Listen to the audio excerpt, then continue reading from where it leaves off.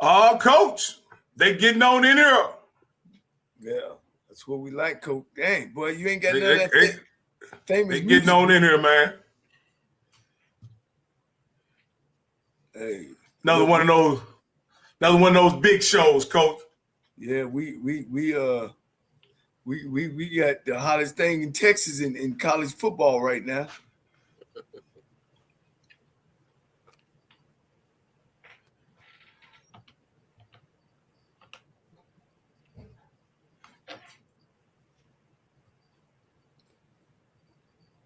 We ain't had no music this time. Oh, you can't hear? Oh man. Nope. That's my fault. Y'all should have told me.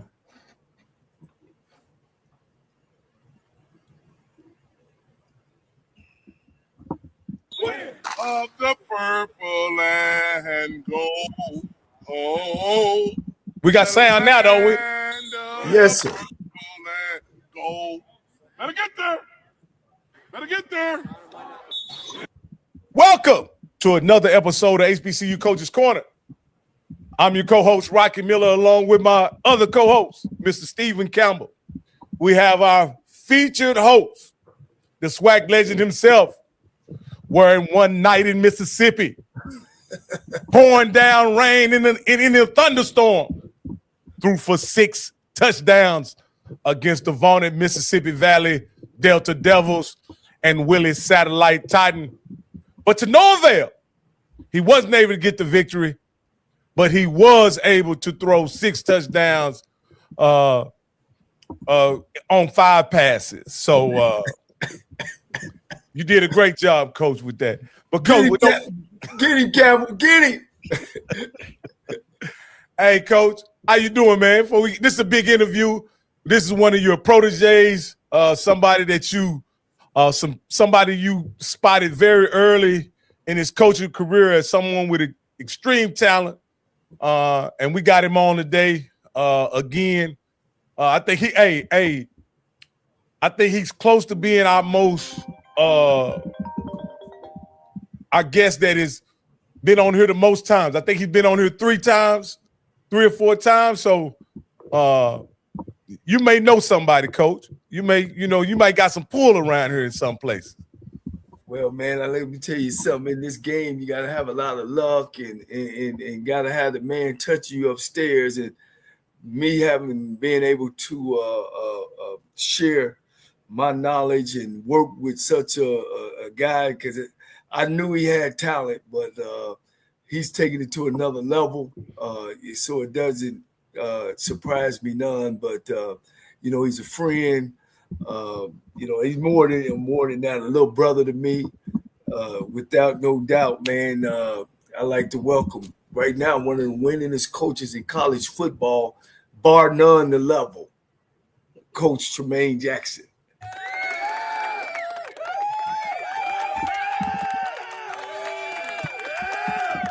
What's up, fellas?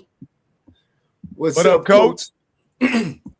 When Coach Cole calls you, when it's me, he tell me when I'm gonna be on the show. I don't get asked. Rocky, Mr. Campbell, he's hey man, Monday night, I'm gonna send you the link. And so, man, anytime Coach called, man, we certainly gonna do that. And I'm a fan of the show, man. I sat here last week and watched it on the patio myself. So thank y'all for having me back, man. Thank you, Coach. Man, we're gonna jump right in it, man. You a hot topic around the state of Texas and in football, period.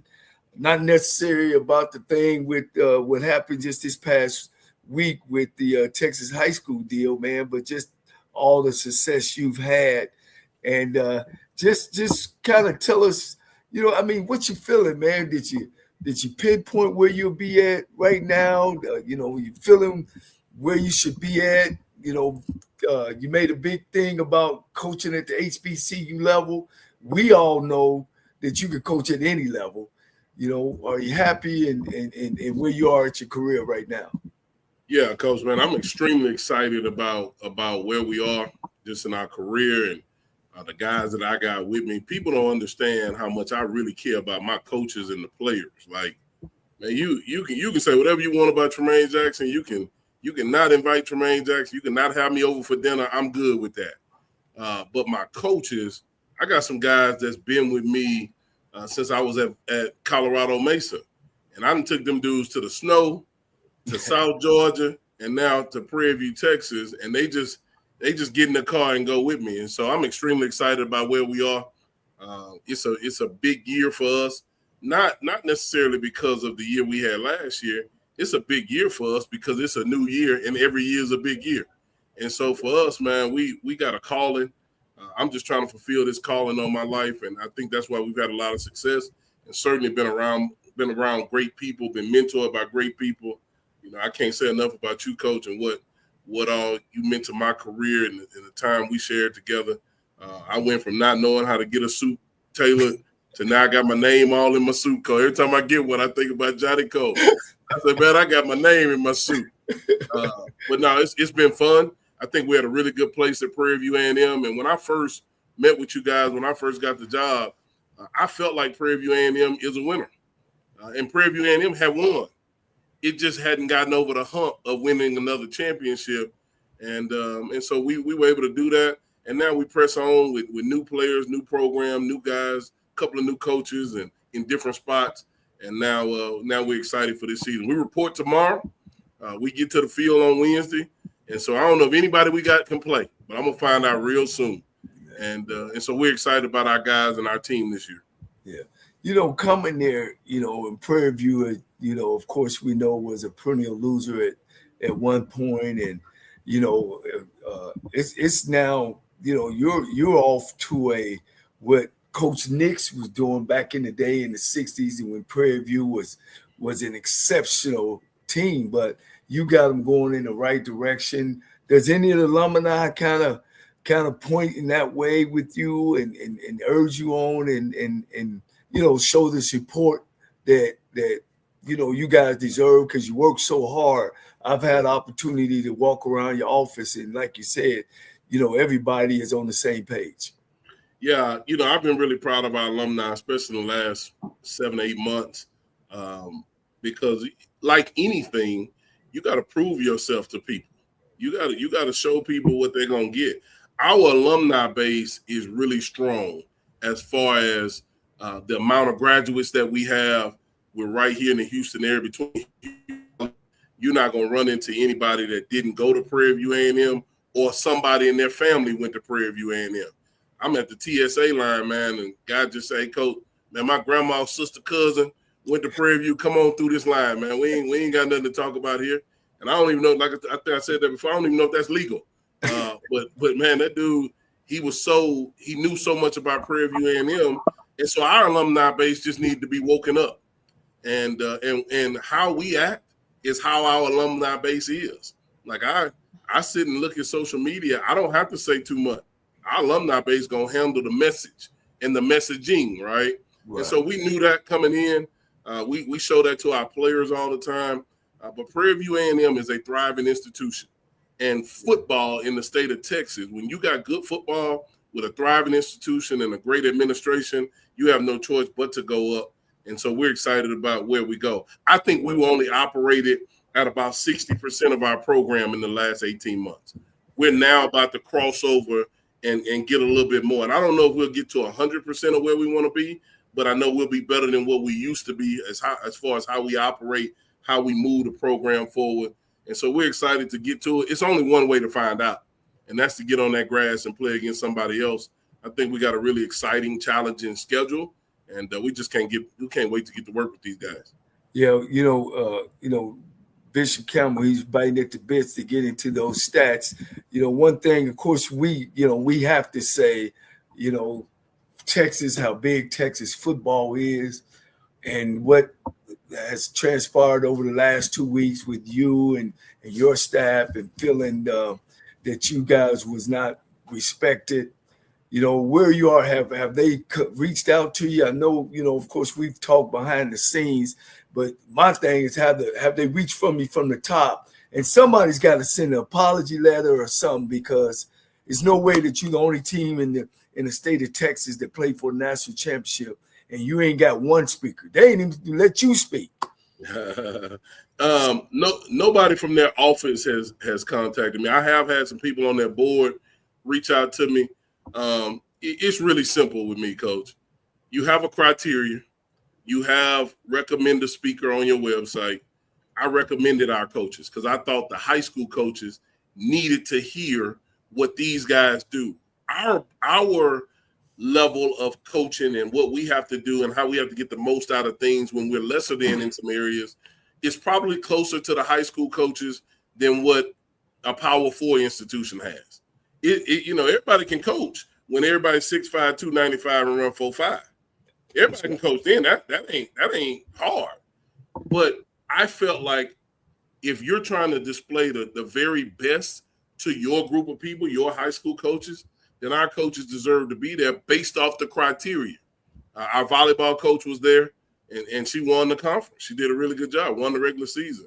They reached out to our basketball coaches. So they knew how to get in touch with Prairie View A&M. They just chose not to do football. And I don't want anything from those people, Coach. I'm gonna be a paying member because I respect the profession. And a lot of people that's not in our profession, they don't really care about their own jobs, let alone respecting our profession. But, Coach, if they never call Tremaine Jackson to speak again, I'm cool. I don't need to speak at the Texas high school meeting. I spoke at the national meeting in front of everybody. And so I think our coaches deserve that opportunity. And all I wanted them to know was I know. I know your criteria. I know you didn't pick us, and I know why you didn't pick our coaches, and that's fine. And like I told the one guy, don't call me next year to try to pacify us and put us on the deal. We ain't interested. Unless we meet the criteria again. But right now, today, we don't know if we're gonna meet the criteria because the season ain't been played. So don't pacify us and pass over somebody that might meet the criteria. And I think it's really important that people understand I'm not seeking validity from anybody. I'm seeking what's right from everybody. Right. And I don't care who you are, black, white, green, or blue. It wasn't a race thing. It was you didn't fulfill what you said you were doing, your criteria. And since you didn't do that, let me let you know that I know. I could have sent an email. I could have. But that email would have got passed around and nobody would have said anything. And so I knew when I did that video from this very wall, I knew that somebody was going to reach out, and at least now they know that I know. And like I told them once before, Willie Simmons was here. He did a great job. When I got the job here, Willie Simmons said, hey, man, you're one of them, so they'll probably treat you better than they treated us. And I said, man, you know what? I am one of them, and I'm going to tell them I'm one of them. And so I wanted them to know that I know. But, man, we moved on. We report to camp. And like I said, we're looking forward to find out how we're going to finish this fight. Now, I want to make sure one of them is you're a Texas guy. I'm a Texas guy. Houstonian. Went to Wall Trip High School. I sleep in Wall Trip shorts every night. I'm through and through. And I'm from Acres Home. I'm not just from Houston. I'm from Acres Home, Texas. Okay. Hey, Coach, I met you at the Celebration Bowl the day before the game, and then you and your staff was gracious enough to allow us to spend time with you immediately after the Celebration Bowl. Yep. Coach, and I want to say this, if I haven't already told you, I saw one of the most impressive things a leader has ever done in those moments right after the Celebration Bowl while we were waiting to get seated for dinner. All of us were very disappointed of the outcome of the game. And right in the middle of the waiting area, Coach, when everybody was somber and sad, you stood up and said, hey, man, ain't nobody died. What are we doing here? And in that moment, that kind of broke the ice, and it allowed your coaches and their families and us to all begin to almost not celebrate the loss, but celebrate the moment and the achievement. I'll just say this, Coach. What is it about you that always seem to come up with the right words at the right time, especially in that moment? Yeah. How were you able to just find the right words? As the guy that's got to give the last word in the locker room before you leave, man, when you leave a group of kids that just fought, bled, laid it all out on the line for you, man, you better have something to tell them. You better. When people get up there and say, guys, I just don't have the words, man, you should be fired because you get paid to have the words. Regardless of the outcome, you get, and that's a cop out, man. Before every game, I got what I'm gonna say afterwards. When on a win, what I'm gonna say afterwards, the base of what I'm gonna say if we're not successful. That just comes with leadership. And so when I said, "Hey, ain't nobody died," it felt like I was in Carl Bond's funeral home. Man, I don't. If you knew everything we went through from the time that I had that first interview with y'all to that moment, you would have said, "Ain't no way in the world y'all would even got to that point."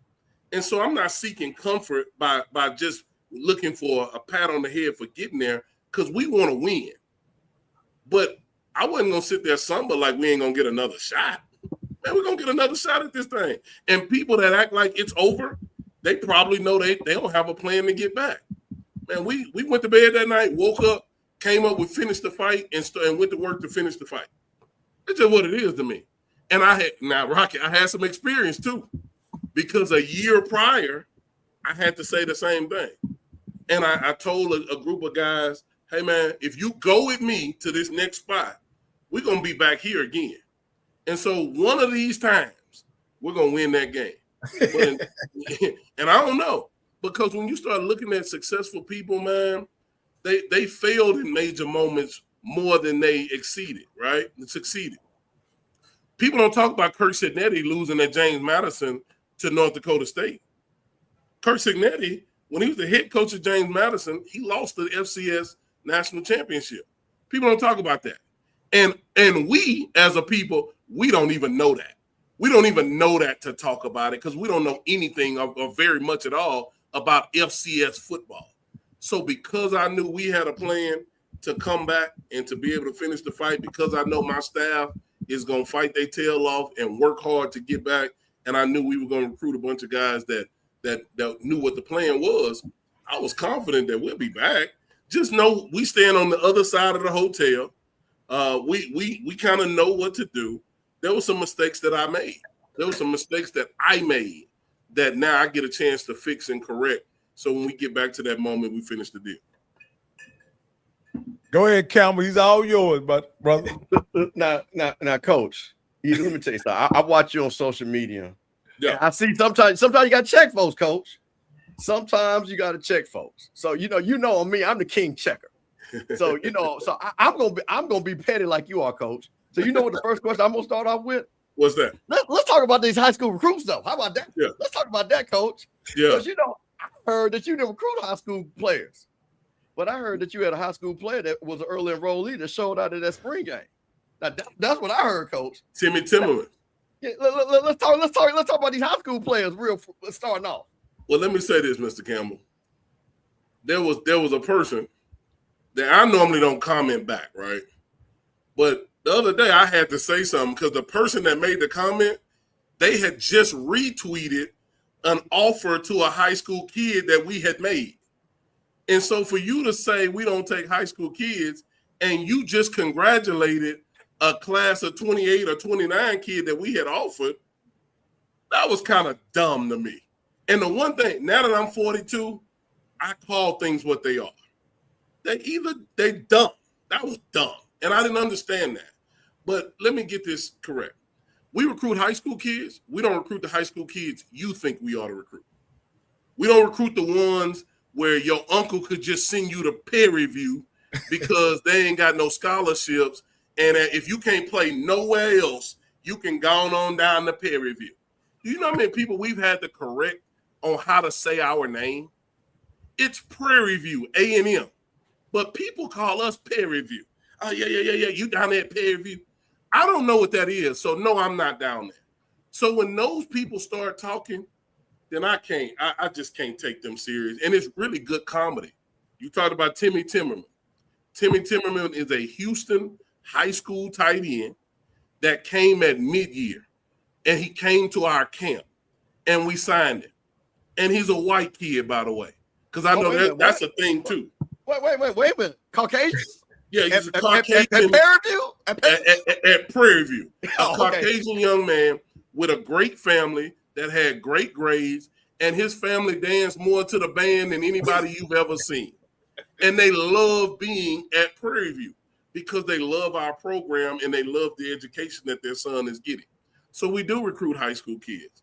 I said we don't recruit a bunch of 18-year-olds.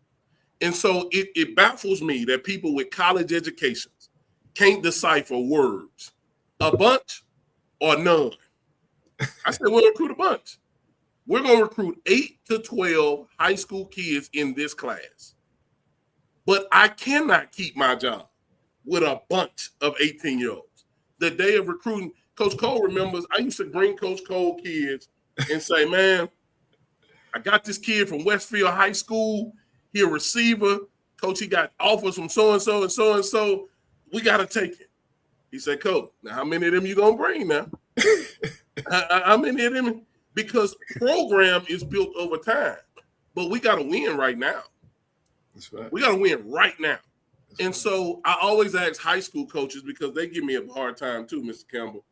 If you had an opportunity to play with 65 eighth graders from FM Black Middle School that just came to your program, or you had a chance to get 4 or 5-star transfers on your team, who you going to take? And then we forget that transfers at one time were high school kids. So once they leave high school, they're no longer high school kids. Man, we don't subscribe to that. We don't subscribe to that. We recruit, and really, Mr. Campbell, we recruit who we want to recruit that can help us win. And 8 to 12 of them are going to be high school players, and the rest of them are going to be 21 and up, Cabo-ready, grown men. That's what we do. And because those are the guys that Cam Peters wasn't no high school kid. Cam Peters was a transfer. But Chase Bingham was a high school kid. Eric Zachary was a high school kid. So we have our fair share, and we do a good job. Our coaches do a good job of mixing them up. But that's probably the last time I'm going to say anything about that. I'm just going to let college-educated people that can't decipher words, I'm just going to let them keep talking. But here's what we know, Mr. Campbell, you're going to like this. When have people ever been talking about Prairie View A&M in January, February, March, April, May, June, July, before the season? They ain't never been talking about us. So if whatever we say make you talk about us and make our algorithm go up, I'm all for it. Well, Coach, I'm just saying, we just had to put that out there because, like, again, shout out to my crack staff. So, Coach, I did research today because I wanted to make sure to show people can learn a couple of things. So, shout out to my crack staff down at Prairie View. They gave me some good information. So, Coach, this is one of the things they told me to make sure to talk about. The strength of your team. So, you got a bunch of your offensive linemen coming back, 4 out of 5 starters, 7 to 8 guys. Let's talk about those guys and what are you expecting for them to do this year?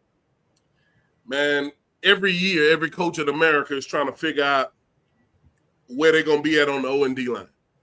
Every year. It starts there. Find me a coach that said don't start in the trench. I'll find you a losing coach. Like, it starts at that point. And so offensive line is a developmental position. You always hear about how long those guys have been together. Can they gel together?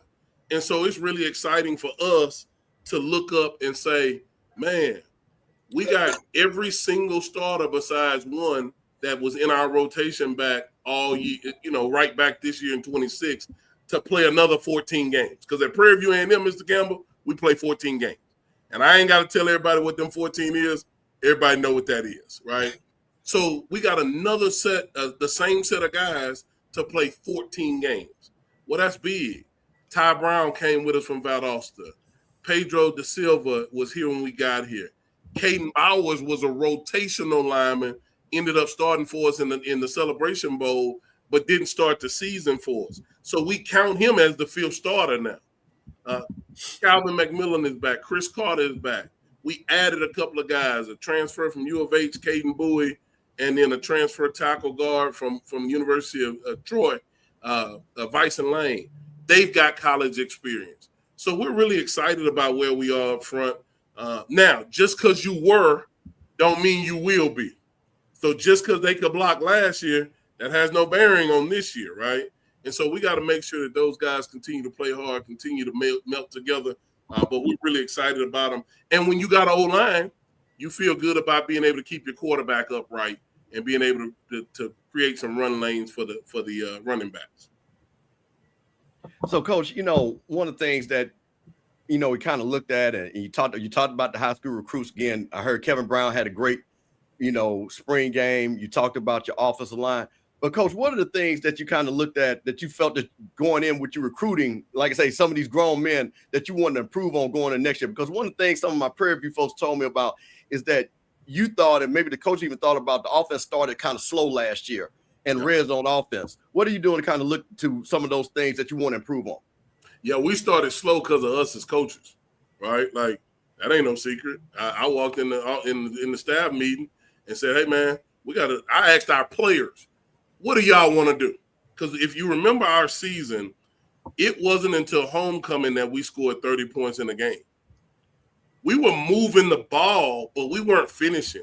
The Texas Southern game, we're in the red zone 4 times and came away with no points because of penalties, holding, false starts. We ended up marching ourselves out of the red zone. And so our players came to me. They told me what they liked and what they wanted to do. Our offensive staff swallowed their egos, which is big in coaching, swallowed their pride, and made it happen. And then we took off, right? And so I think now we know who we are. We know who our players, what they can do. And so I'm looking forward to us to start faster simply because we've got our identity mapped out on where we want to be.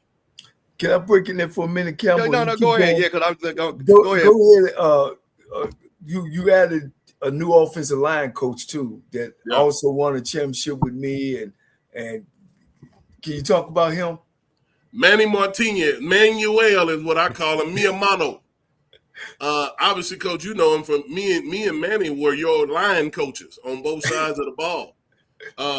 And man, we used to have some one-on-one pass rush wars. Manny was coaching them up on the O-line. We had a pretty good set of D linemen. Man, one-on-ones would stop practice because Marquise Jackson and Big Charles would be going at it in a one-on-one pass rush. I also watched Manny Martinez take a center that nobody thought would play for us, and him ended up architecting one of the best O-lines at that place, right? And so I've tried to hire Manny a couple of times. Manny, like me now, he true Texan through and through from Pasadena, Texas. Been in here his whole career, went to Howard a couple of years back. But family reasons, he had kids in high school. He wanted to make sure his kids got out of school. And so it never worked. Well, when this opportunity came open, my O-line coach, Bryce, he called me. I was at a convention. He said, Coach, I think I got this opportunity. I got off the phone with Bryce, hung up, called Manny Martinez, said, mi hermano, we up. He said, let me know when I need to be there. That's how that happened. And I had already talked to Coach Buckner about if we ever have an offensive line position, here's where I'm going to go. So I'm just going to send you a number. I want you to talk to him. You'll thank me later. And that has been a really big deal for us because Manny was already familiar with the conference. He was familiar with the FCS. He coached at high-level division. He's coming from high-level Division II at Kingsville, where he played against some folks now. And so for us to get Manny Martinez was huge. It was an easy, smooth transition. And I just think we got better. And there's no disrespect to anybody we lost, but you always want to get better. And so I think we got better there. And really, he's the only full-time coach that we lost. He's the only full-time coach that we're replacing. And when you can go 1 for 1+, man, that's a good deal. And so I'm looking forward to how he coaches those guys. We're going to do some things that I think he brought to the table that's going to help us in the long run. And we're excited to get going with him. Yeah. Man, he's great. He's a great one. He's a great one. Go ahead, Campbell. I just want to sneak Manny in there. Rocky, you okay? I know you. Go ahead. Go ahead, Rocky. I'll circle back. Go ahead. No, what I wanted to say, Coach, is that you're one of those coaches, much like Coach Prime. You saw the area of opportunity that the transfer portal offered immediately. You didn't look at it as a negative. You weren't complaining about it. You just saw, okay, this is an opportunity for me to improve my team. So you brought in 70 the first year. You brought in probably another 60, 70 this year. Coach, is it sustainable for a championship program like yourself to bring in that many players each and every year? Is that model sustainable? It's going to have to be. It's not whether it is or whether it ain't, we're gonna have to make it sustainable. Because here's the harsh reality, Rocky. There's a lot of grown parents with Prairie View A&M t-shirts on, and they love Prairie View. Their kids don't wear those shirts when they're going through the recruiting process. So they don't love us at first. They love us on the back end, which is okay. There's a lot of guys who done got married to the second choice. They were somebody's second choice, right? So I get it. That don't mean it can't work. Just because you say you finished second, nobody knows if you were second but her or him. Yeah. And so it's one of those deals where we have to make it sustainable. But Rocky and Coach Cole will tell you this ain't new. This has been happening for a really long time. When I was with Coach, I thought I was the portal. Man, Facebook was just coming out. We was getting kids' numbers on Facebook. You used to have to get a fax saying permission to speak through a fax machine. I would literally stand at the fax machine. Like, hey, man, this kid from Oklahoma State is coming through. I'm telling you right now, it's coming through. Yeah. This ain't new. It's just public now. And so when things go public to ignorant people, and I mean ignorant by not in our profession, then they make it a big deal. We've been doing this. This has been my whole career. I'm going into camp 23 tomorrow. My whole career we've been doing that because I've been in small college, and in small college, you always get an above player to come down, and the chances are he should play well on your level. That ain't always the case. There's some people that play at big whatever that can't play here. They can't touch that rock around here because things get really competitive when you get all those guys in the room. Because from a player standpoint, they go, certainly I can't go to the FCS and not get no run. They're gonna kill me on that one. So now people step up, but this ain't new, and people got to stop acting like this is new. Yeah. Let me piggyback off that too, man. I kind of called on to it when I had opportunity to work for University of Cincinnati. And like you said, this been going on, but and to be honest, it went more on into the PWI FCS schools than the HBCU schools. They started like early 90s, mid 90s, and you was wondering why they were kicking our butt. But we were sending more kick players to the pros. They had strings. They were buddies. They would send each other players from Oklahoma, Nebraska. They were getting them players. So when me and LC got together at Tennessee State, that's where we started at. And that was back in 1996. Shoot, we probably had 25, 30 transfers back in them days. You know what I mean? So it ain't a new thing. Now, as Coach always say, I can't win with no 18-year-olds. And now, you know, it's like microwave. You can win one season, lose the next. You looking for a job.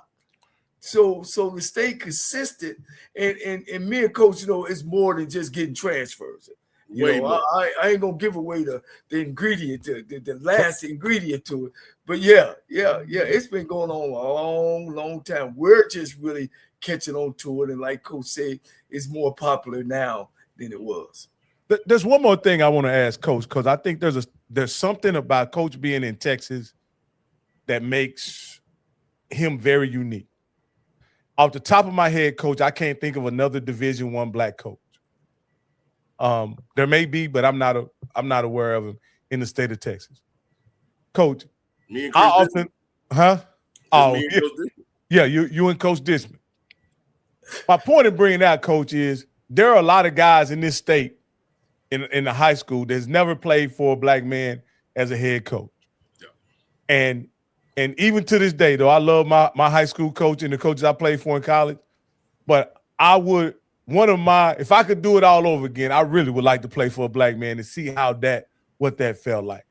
Do you see that as some type of advantage as a recruiter when you offer young men an opportunity to play for somebody that looks like them? Yeah, Rocky, you know, man, that's a really good question because it's twofold. One, yes, we do use it as an advantage because I tell kids all the time, I'm the only one in this staff But as a head coach, I'm the only one that you're talking to that's going to be able to tell you what life is like for you post football. It's all shiny. And I'm not saying, man, I had some great Caucasian coaches, Hispanic coaches, all that. But at the end of the day, man, it takes a black man to tell you how to be a black man in this society, to give you the inside of being a black man. Everybody wants to, it's all equal until it ain't equal, right? And so when we're talking and we're recruiting and we talking to mama, I go, hey, listen, you can send him wherever. But now you're going to call me and start asking me for a job. You're going to call me and ask me for some advice, because we try to do a good job with relationships and recruiting, as everybody should. But if you really want them to know how to maneuver in this society, being educated, being a former football player, because the former is going to happen at some time, then there is no place you can talk to against who we're recruiting against that can teach them that better than us. Flip side, sometimes, man, it's a battle, because sometimes we're dealing with guys that have not had a male authority in their life, and they haven't had a black male authority in their life. And so we have to kind of work ourselves into, and people going to think this is crazy. Some of these guys get conditioned to where they do what that man tell them to do like that. But because they haven't seen us in the house, because auntie, mama, or whatever said that man did your mama so bad, then it's a natural friction that happens when you go to do something authoritative. Hey, man, take your hat off. Tell me to take my hat off. Man, if you don't take your, like, it goes there. And so we always talk about this program that we have, where we wear this shirt, this is confrontational, because it's our job to protect you from you. And some of our young brothers don't know that they need protecting from themselves, because they just don't have the knowledge of having somebody that looks like you and I as an authoritative figure in their life, right? And so we got to make sure that we understand the situation. It's very important for us that we get mama in the fold, or auntie, or whoever the female champion is in the recruiting process. It's very important that we get them in the fold so we can understand what makes that dude tick and what he's been through, so we know how to start coaching him. I had to learn that. That was something that I didn't understand. I was like, man, if I could have played for a black head coach, I would have jumped up. What? That ain't always the case. We've lost guys because they don't feel comfortable with this black coach telling them what to do. And that's the craziest thing I've heard. I had a kid sit in front of me and tell me, I'm just not used to it. I just can't do it. Man. And so, fine. I'm not Sammy Sosa. I can't change my skin color. Like, it is what it is. And that's why we always say, man, we're not for everybody. Some guys need to go to the other school so that they can get the career that they want, because they'll spend so much time worried about this brother telling them what to do until they won't be worried about the X's and O's. But more likely than not, it is a bonus. And we have played that card, used that. It's not a card, it's just the truth, though. Coach, let me ask you this question. One of the most important, again, positions on the field is quarterback. Mm-hmm. You got a couple of guys coming back. You got Tevin Carter coming back, Tyler Nelson, but you brought in a couple of guys, Brown and Clay Smith. Talk about that quarterback room and talk about how much you're going to miss and I told everybody, Coach, right here on the HBCU Coach's Corner, I said, Cam Peters, he played like a SWAC All-American. They're going to win that game. Guess what he did? He won that game. Played out of his mind. I said that. I told him right here on this show. So, Coach, what are you looking for? You got a guy coming back, Carter, who played. You got these other guys. What are you looking for your quarterback room? I'm looking for a guy that's not going to turn the ball over and the guy that's going to win over the football team. The team is going to tell us who the quarterback is. What I wanted to do, I wanted our staff to give our team some options to pick from of guys with great experience. And so when you look at our quarterback room, everybody in our quarterback room has started games in college football. Well, I don't know if a lot of people can say that. I tell our quarterbacks all the time because I meet with them. And I meet with them early in the week. I don't coach scheme. I simply say, hey, man, it's two people going to every press conference after every game. Me and the quarterback. And I ain't going with nobody soft. And I ain't going with nobody that I don't know what they made of. So you better tighten up, be ready to take whatever criticisms or compliments. Because what happened with Cam Peters, and he don't mind me sharing this because we've been through it. Cam Peters struggled with the compliments. And here we teach him to treat compliments and criticisms the same. And keep your head down, and you're not going to know what you are until the end. And so Cam Peters goes out and win the first game. He started tripping in the second game. With Tevin Carter sitting over here, he had a good camp too. And so sometimes you have to prove to people that water is wet, right? Water, hey man, water wet now. And grits is groceries, right? That's what our running back coach say all the time. Grits is groceries. So we're going to sit you down till you can get yourself together. Tevin Carter comes in, he beats Grambling. He brings us back against UTRGV. He's playing well. Cam Peters get back in against Alcorn State. We win the game. Cam Peters never looked back. He throws 4 picks against Alabama State. I didn't change it. And you know what? And coach, you know this as a quarterback. You throw pick number 1, you go, okay. Pick number 2, Joker start looking over the shoulder. Pick number 3, that Joker walked all the way around me. Pick number 4, I said, hey, man, we are at a point in the season in November where we're going to ride or die with this kid. And so we made a decision. But once we didn't take him out the game, Cam Peters, he sat back in the chair. He made a mistake. He fixed it. And I told him, you're going to be one of the best quarterbacks to ever play at Prairie View A&M as long as you win a championship. You win the Celebration Bowl, Coach Nick's got a head bust outside of the stadium. They're going to slide Coach Nick's to the side. They ain't going to move him. They're going to slide him to the side, and they're going to have your whole statue sitting right there. And he took ownership in that. Well, I've said the same thing to Tevin Carter. I've said the same thing to Preston Brown, Caden Smith, Tyler Nelson. I said it all. Like, you got to tell me. But the team, people wants to know who the quarterback going to be.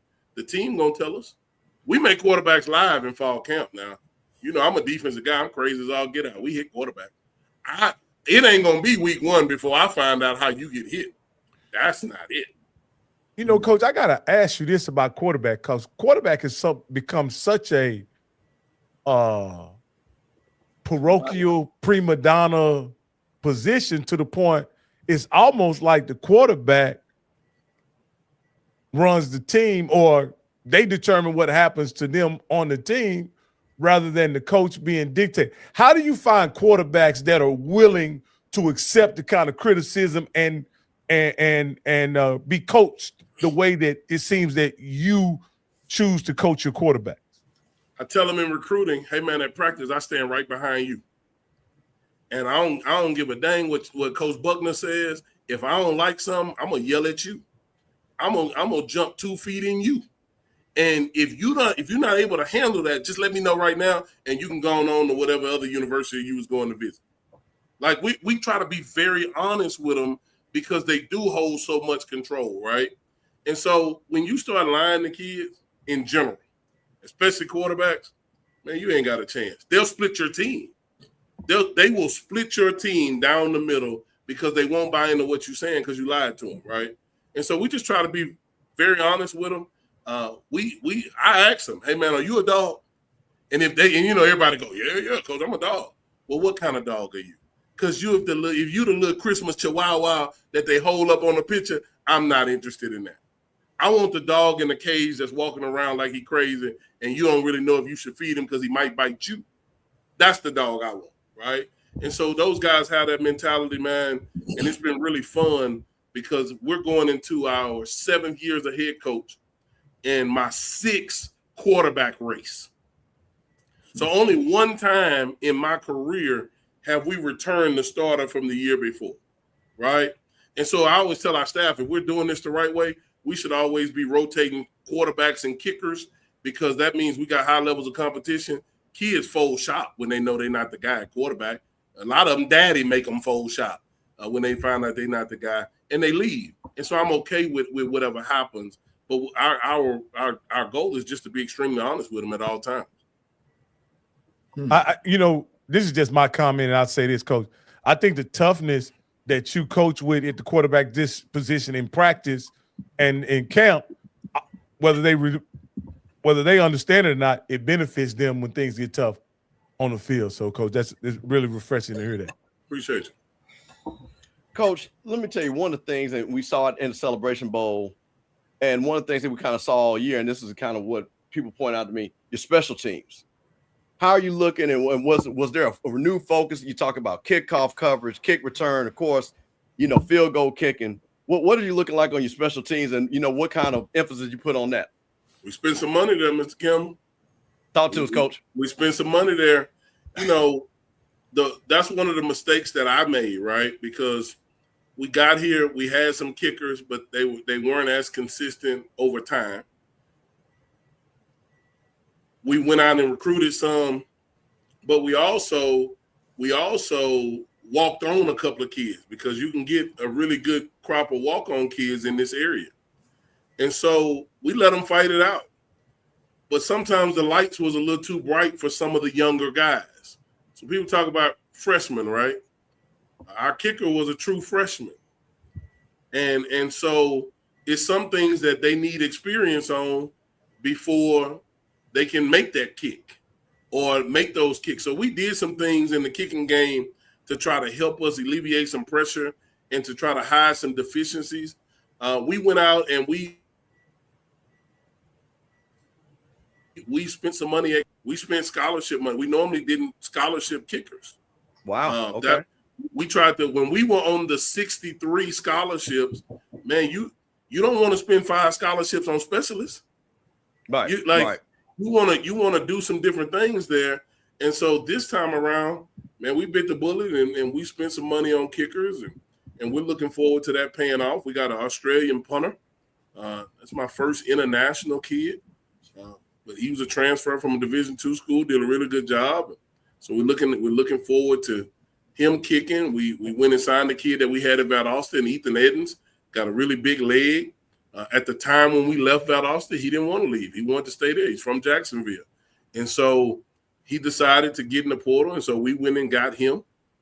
The other thing we've done is we hired Coach Reed Brass.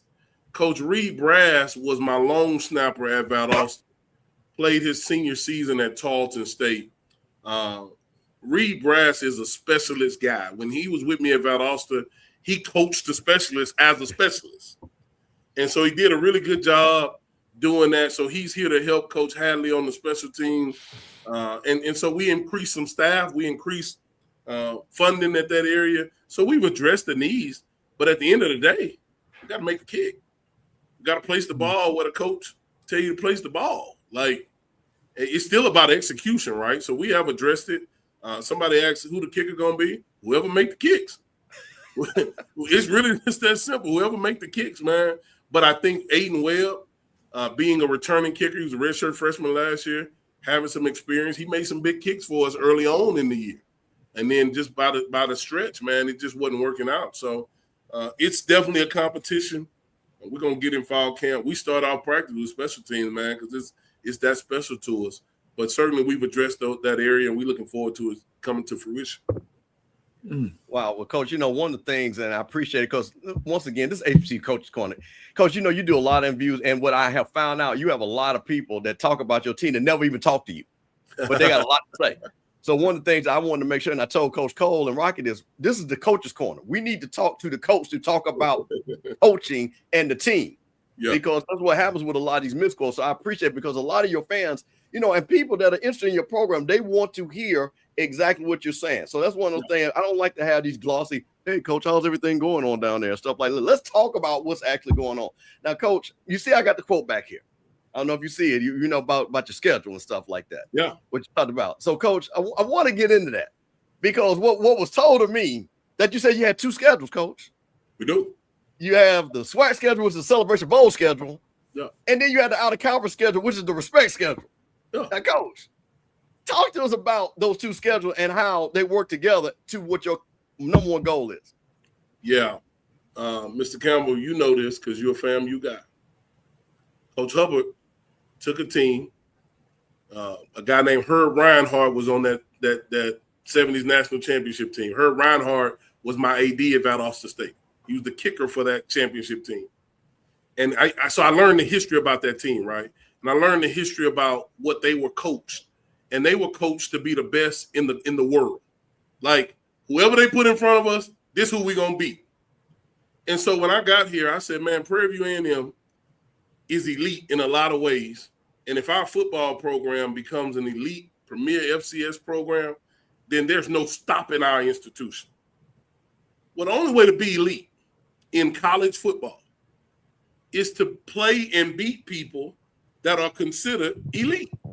Regardless, it's kind of like it's nothing wrong with Blockbuster, but we got Netflix now, right? And Netflix is just a little bit more respected. If you told one of our kids go to Blockbuster and get you a video, they wouldn't even know what you're talking about, right?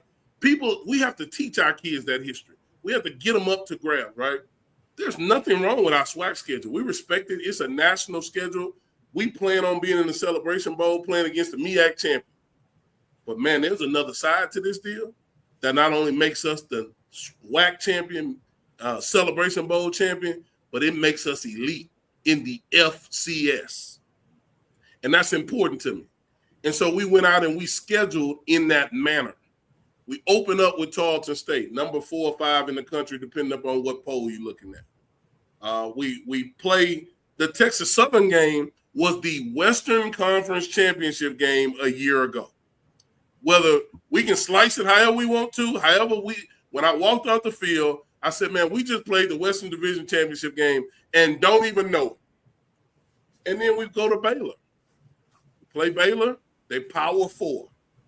I don't know when the last time a HBCU has beaten a Power 4 team or if it's ever happened, right? I don't know. I don't have that history. I asked Chat. Chat wasn't sure, right? So I asked Claude. He didn't know. And so, but then we play Stephen F. Austin. So not only do we play our rival in a Western Division game, which is always tough, but, man, we play 2 top 10 FCS teams. And by the way, at the end of the year, close to Halloween, we play East Texas A&M, who is in our system, FCS, and they were a really good Division II program that's finding their way, so you never know what they're going to be at that time. Well, I felt like that makes us battle-tested.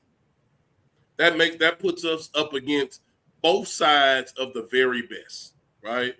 Alabama State is playing really good ball. They got all the accolades. They got everything you in the catbird seat, as my grandma say, right? And so, man, we got to go down there and play a really tough Alabama State team when that time comes. But the things we do leading up to those games should help us in those moments. We didn't have that situation last year. We didn't have a schedule like this last year. And so we want to be respected on both sides of the tracks. We want to be elite on both sides of the tracks.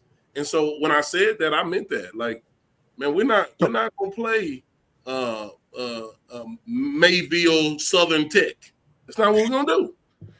We're going to play reputable people in the FCS, just like we play reputable people in our conference and in the MEAC. Coach, let me ask you this. How much has coaching at Sioux Falls, Colorado Mesa, and Valdosta State shaped that particular part of your scheduling style or your attitude toward football? It's done a lot, man. It's done a lot because I remember I called Coach Cole one day. I had just got to Sioux Falls or something like that. And those guys in Sioux Falls, South Dakota, they didn't know where Texas Southern was. They had no clue because when you coach in the Dakotas, all you thinking about is how you going to run power in the snow. That's all you thinking about. But we recognize when you're from Texas Southern, we recognize who those schools are, right? Like we know who those places are. And so I did a lot of talking about the SWAC. When I was at Colorado Mesa and Valdosta, on Thursdays, I would pick a black college band on YouTube and I would play it throughout the building. I'd take it to practice and I'd play a black college band.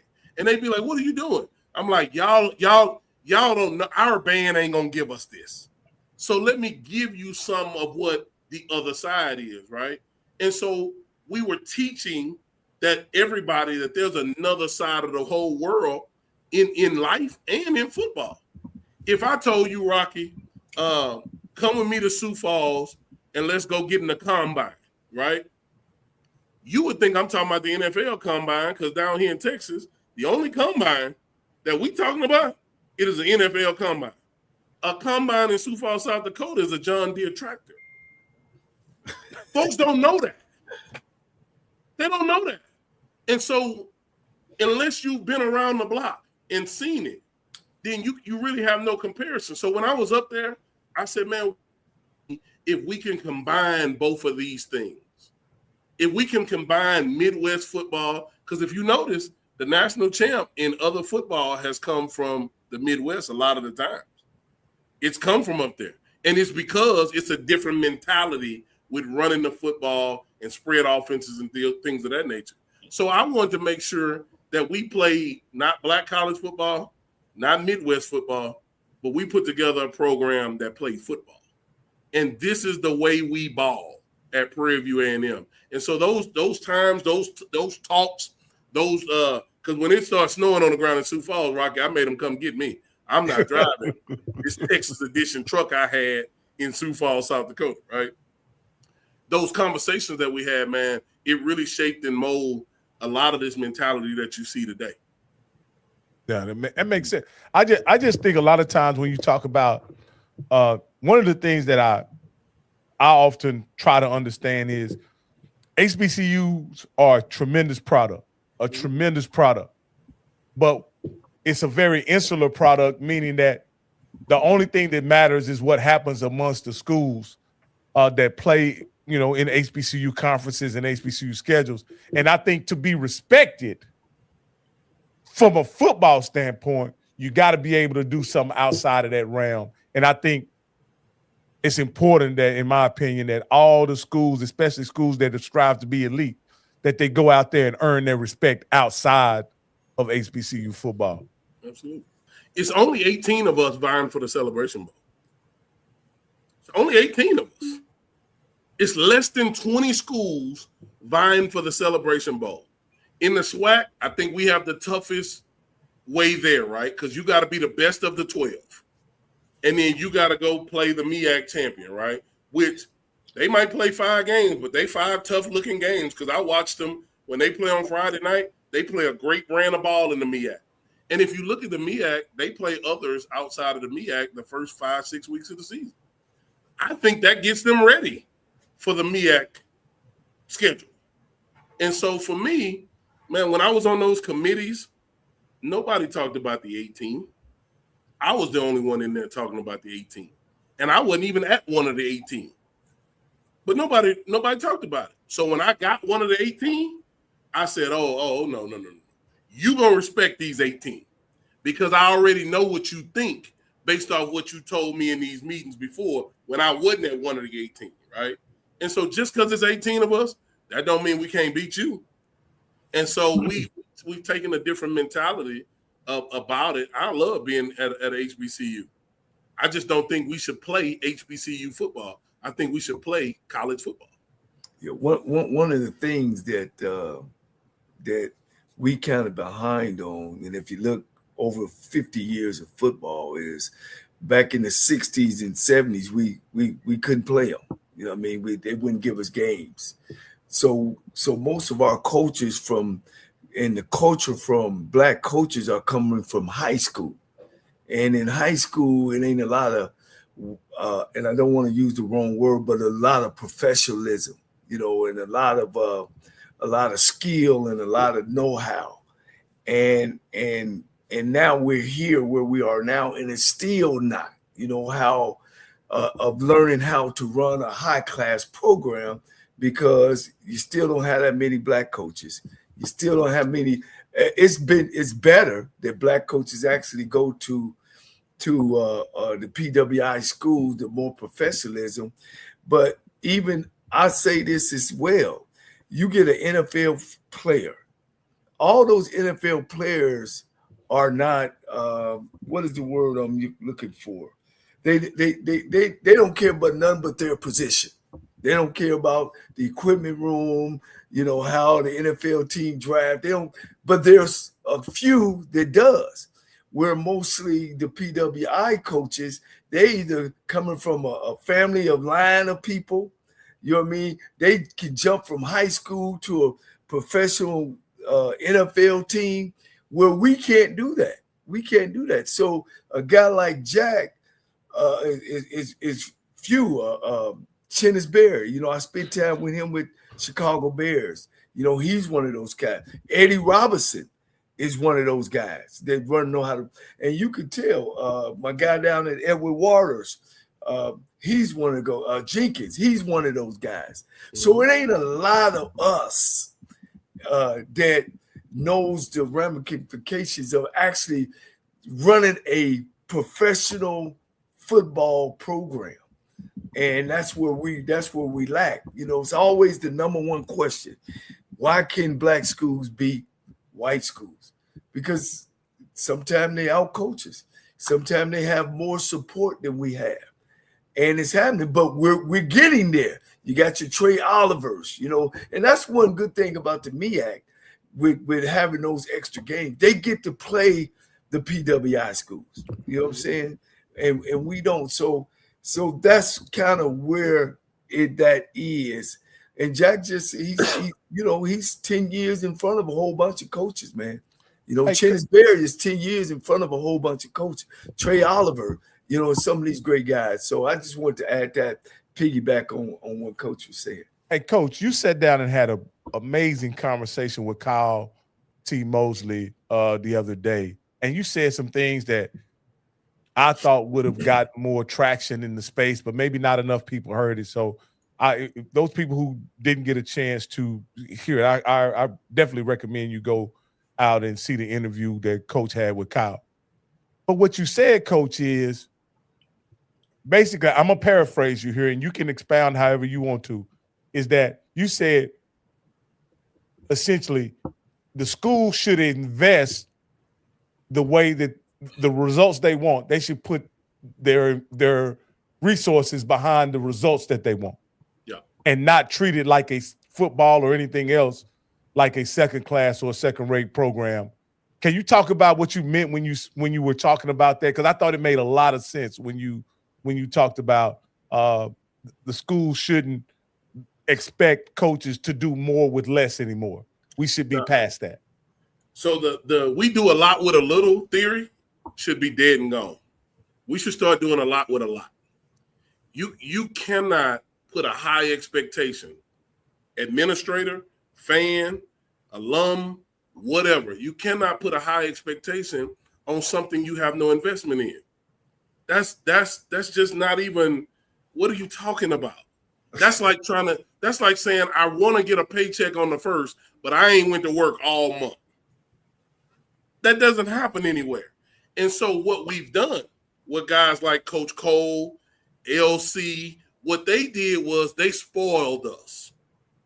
They spoiled the black community. They spoiled HBCU football because they gave you something exciting without a lot to work with. That's not right. That ain't right. And listen, nobody can sit here and tell me that's right. And so what I said was, a guy walked up to us and said, man, you're going to go out there and get your players broke up playing against them schools. Do we not have a weight room? Do we not have weights? Do I not have a strength coach? And so why should our players be broken up? Because you're saying that because you see the glitz and the glamour over at whatever school you're talking about. Well, why not just invest and give us the glitz and the glamour and see what we can do? Why not do that? And what a lot of people want is they want to be able to ride winning with no investment. That day is dead. And I'm going to die on that hill. You're not going to win if you consistently. Now, people catch lightning in a bottle. The Lord bless. Like, I understand those things. But man, you're not going to consistently win and you're not invested. That's not a black college issue, though, Rock. That's a small college issue. And everything below the Power 4 is small college. The same issues I dealt with at Valdosta State were the same issues that I had to address here when we got here. Same issues. And a lot of it was just not knowing. Thankfully, I got an AD and a president that want to be better. And so it wasn't a fight to buy breakfast. It wasn't a fight to get the lineman 2 sandwiches instead of 1. That was a fight at Valdosta State. Can we not lead to 3 so we ain't got to buy them breakfast? Man, I ain't come here so over $300 worth of biscuit sandwich. I ain't like, come on, man. And so, but here's the comparison. At the last place I was at, it don't matter what they gave you. If you ain't play for the national championship, you suck and we're gonna fire you. We have that expectation here, can do more, and we weren't doing more. Well, now Prairie View A&M is starting to invest on a level. I think all our schools should do that. You shouldn't have no coach. You want to fire the coach, but he only got 17 scholarships. You should keep that coach for a long time because he crazy as all get out for staying there with 17 scholarships. People told me this when I got to Prairie View. Man, you lucky you got the stadium. Well, I'm not lucky. I just wouldn't have came if you didn't have a stadium. Like, I ain't lucky. If you ain't got a stadium, I ain't coming. How about that? And so I'm not going to risk, if you go, Rocky, to the NCAA website and you click on stats and you click on Prairie View A&M, my name shows up in the top right corner. It has my name, where I went to school, and what our overall record is, right? Ain't no fan name on that. And so this is my chosen career, and I'm on the hook every time I walk out there, whether we win, lose, or draw. So if I say, hey, man, we're going to play this school, everybody should just be on board because it don't cost nobody but me. And I believe in Prairie View A&M that much to where I'm willing to put my career on the line to go play football games to prove that we belong. Like that's where I'm at with it. And I'm willing to risk that because we got a plan, I got the right staff, and we have people that are investing. And so let's not say, oh, black folks, we do a lot with a little. Stop. Because you don't drive your Pinto to work every day. You don't put a little bit of gas in there and expect to go 70 miles. So let's not do that with football. Let's in athletics in general. Now, here's my disclaimer. Football is the king of the athletic jungle. And there's nothing wrong with the giraffes. The elephants are great. And the turtles belong. But the lion is the king of the jungle. Yeah. And if football's taken care of, everybody else get to eat. It's kind of like when you got older siblings. If they got shirts, eventually you're going to get it. You might have to wait in line a little bit. You're going to get it. But it's going to be new for you. You might not get it fresh out the press. So we got to understand that as a people and stop putting things to do a lot with a little. Because when we all go to our jobs, we want the highest salary we can get before we even perform the job. That's not doing a lot with a little. And so we got to get out of that mindset, man. And it's a mindset that we've been taught that we use when we want to. And we use it in athletics a lot. And we got to come on with it, man. Either come on with it or don't play no more. And this is why I say about Prairie View is a unique situation in this. I don't count nobody's pockets, but I got lots of friends that graduated from Prairie View, and my daughter recently graduated. Of all my friends that went to Prairie View, just coincidentally, they got the biggest houses, the best cars. I don't know what they making. I don't know what they doing with their money or nothing. But they doing real well, and they all graduates of Prairie View. And so there's no reason why Prairie View should be lacking in anything because their alumni isn't. That's just from Rob, my Prairie View. We got Prairie View alums living in Siena, right? You know what Siena used to be in Houston? Siena Plantation. That's what that was. We got us now building big houses and having pool parties on a plantation. So I'm not hearing do a lot with a little. because we live on a plantation, don't want nobody to know that, so we just call it Sienna now. But it's Sienna Plantation that we live on now. And so since we can do that, then we can make these athletics go at a high level at all our schools, not just Prairie View A&M. Yeah. Well, there's a cult in northern Florida that's one group of people that they I don't know what they do with their money, but they are cult about their school. Like you can't even say nothing negative about their school, and they come after you with knives, guns, picks, and axes. So, and I'm looking forward to the day where Prairie View had that same kind of spirit about their school and their football and their program. Go ahead, Mr. Campbell. I think you know that school, don't you? Listen. Coach, you remember when you first came on here, I made a challenge to all them jokers because I know they got big money. Because I told you the story about, and Rocky knows them guys from Texas A&M that play football down there were first-round picks, and I knew all them boys, and the first thing they said, man, the way we had to get job people from Prairie View. So I know they got that money.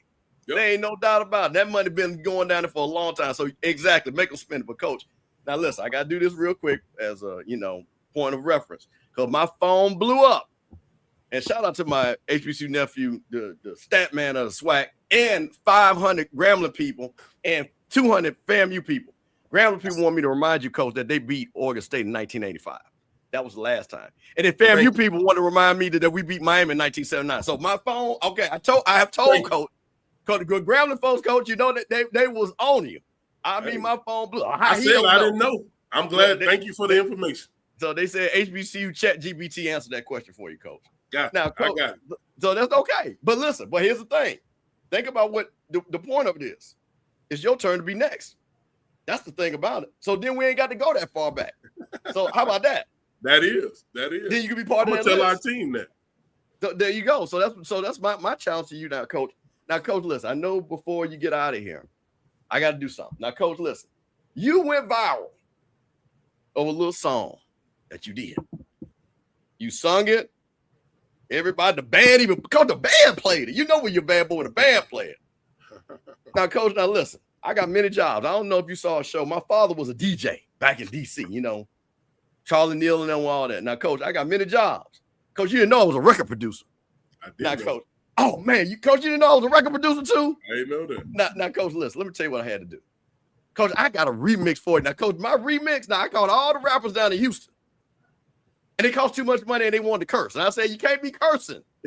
because they wanted to curse and put all them extra words there. So, Coach, I had to. So, Coach, I got a very, very good version of a remix for you that I'm going to share for you. Okay?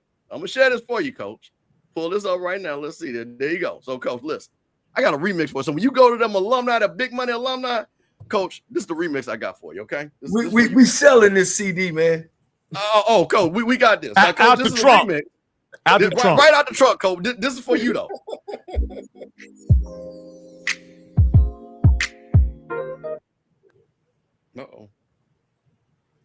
Uh-oh. Did y'all lose? Hold on one second.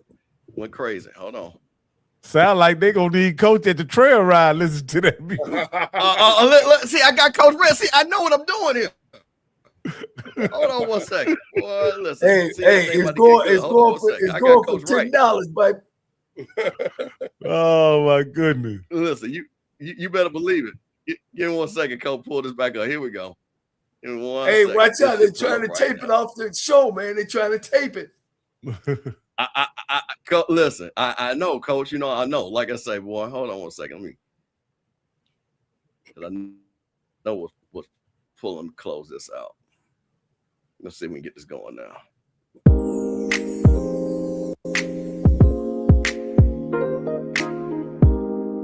I'm smooth, Coach. Atlanta, the land of the purple and gold. Purple and gold, yeah, it's where my spirit goes. Got to get there, got to get there, yeah. I got that AI track. Oh, coming home. Got to get there, got to get there. Atlanta, Atlanta, land of the purple and gold. I said the purple and the gold. Atlanta, Atlanta, Atlanta, the land of the purple and gold. Now, Coach, I know you can't see my. You guys can hear me, right? Yeah. Yeah. Can you guys hear me? Okay. Yeah. Yes. Coach, listen. Coach, do I know how you write right there, Coach? I'm gonna have to send that to my mama, man. That ain't gonna get no run in our locker room. Hey, Coach, I like this version right here, Coach. I like this version. There is a place I want to go. The name of the place ringing in my ear. Atlanta, Atlanta, Atlanta, Atlanta is the land of the purple and gold. Oh, the land of the purple and gold. Gotta get there. Get there. Hey, Coach, with that song right there, Coach, you should see some of the comments under that post about how he ain't going nowhere, but he gonna have to buy a ticket. He go, Coach. They was on you, Coach, after you sung that song, Coach. Yep. But Coach, you got to tell us, Coach, what made you so confident in, I think that was in March of 2025. How could you at Prairie View A&M have the audacity to talk about going to Atlanta when you guys had never been? If you don't see it before you see it, you'll never see it. And if you and that's why people are still in the jobs that they've been in for 25 years and mad at their boss because they never saw themselves doing nothing else. And we tell our players that all the time, man. Like you got to see it before you see it. If I close my eyes and I don't see myself making plays in the Celebration Bowl, then when it's time to do the things to get to the Celebration Bowl and play all the games, I'll get discouraged by that process. And I'll fold out and I'll quit. But if I understand what the end goal is, man, I'm going to work a little bit harder because I understand what's in it for us at the end. The other thing is when you take over a program, they're all your kids. It ain't, oh, I can't wait to get my kids in here. That's a loser's mentality. When you take over the program, it's like dating a woman with a kid. It's a package deal. It is what it is. If I want the mama, I got to take the kids too. And so therefore, when we got here, those guys were looking for something to hold on to. Now, here's what people don't know. That morning that they caught me singing that song, those players that were out there, only 30 of them ended up staying out of the 85 that was out there. But we set a foundation because we saw it. So you know what happens when the other 80 guys came? The 30 that stayed, they went, hey, man, we're going to Atlanta, bro. We're going to Atlanta. We showed them a picture of it. We showed them the vision. We wrote it down. We made it plain. We saw it before we saw it. The Bible tells us what we need to do to get to where we want to go to. We just don't read. And then when we read it, we don't believe it. And I'm just crazy enough, Rob, out of my mind, to believe that we have the things that we have, not to just go to Atlanta, to go back to Atlanta, win in Atlanta. And I stood there in the tunnel and I watched the way the confetti fall. It goes sideways so it can get on everybody. And we're going to get that confetti, Rob. I don't care what it takes. I don't care what we got to go do. That's how we train our players. We might not be the most talented. We might not be the best athletes. We might not have the most all-conference preseason. But, man, we're going to win because that's just what winners do. And we're going to go there and get that confetti. I'm about to buy it. I got this lamp, right? Get this lamp. And it's a confetti lamp. You can get it at Michael's. So everybody that want one, get you one from Michael's. And you take the top off and you put the confetti in the lamp. I'm going to get a lamp with no confetti because December 12th at 5 p.m. Eastern, I'm gonna have some confetti. You gonna fill it up, huh, Coach? Yeah, that's just what we do here. And if people don't believe in themselves, that's a them problem. And you get mad at me because I believe in my folks. Come on, man, get out of here. That's not even. Boy, shut up. That's what my grandma used to say. Boy, shut up. Hey, Coach. Now listen. Now I'm telling you, my R&B version is gonna make you a lot of money. That's for my mama, Mr. Campbell. But that's who got. But Coach, who got the money though? Hey, my mama and my aunt would groove to that all night long. Coach, I'm trying to tell you, hey, Mr. Campbell. Williams, Prairie. I'm trying to tell you that crew. That by I can't take that to my locker room. No, but them boys will run me out of there. Coach, you gotta give him a little bit of something. Hey, Coach, I'm up against little baby and them. I can't take nobody. I can't take that up in there. Well, Coach, I couldn't play, like I said, I couldn't play the explicit version. And, they would have struck us. So, I want to make sure when after the show is over, people get to watch it. But I'm just gonna tell you, Coach, I'm gonna send you that version, and then when you go to big money folks, you know what I'm saying, of our age and older, that's what you got there, Coach. I'm gonna put it on Facebook. That's what my mama is. Hey, Coach Cole, let me ask you this here, Coach. You saw this guy back in the early 2000s, maybe 2007, 2008, Coach. Did you see this? Did you see this, Coach? I am not saying that because he's on this show, man. This guy was something special. He was something special, Coach. I mean, he went from coming in with Hamburg on his chest to being my kind of like my right-hand guy. I mean, look, it be mean sometimes I say, what you think, Jack? He the youngest in the office. And then he started messing with that damn Facebook stuff. I'm like, man, what you doing? Man, they got a defensive tackle out of such and such, and he got a twin brother, but his ankle got broke. I said, well, who is that? Name, what's his name, Coach? Marquise Jackson. Marquise Jackson. And his brother, I'm like, Malik Jackson. Yeah. He said, well, Coach, man, we need him. I said, well, what we need to do to close the door?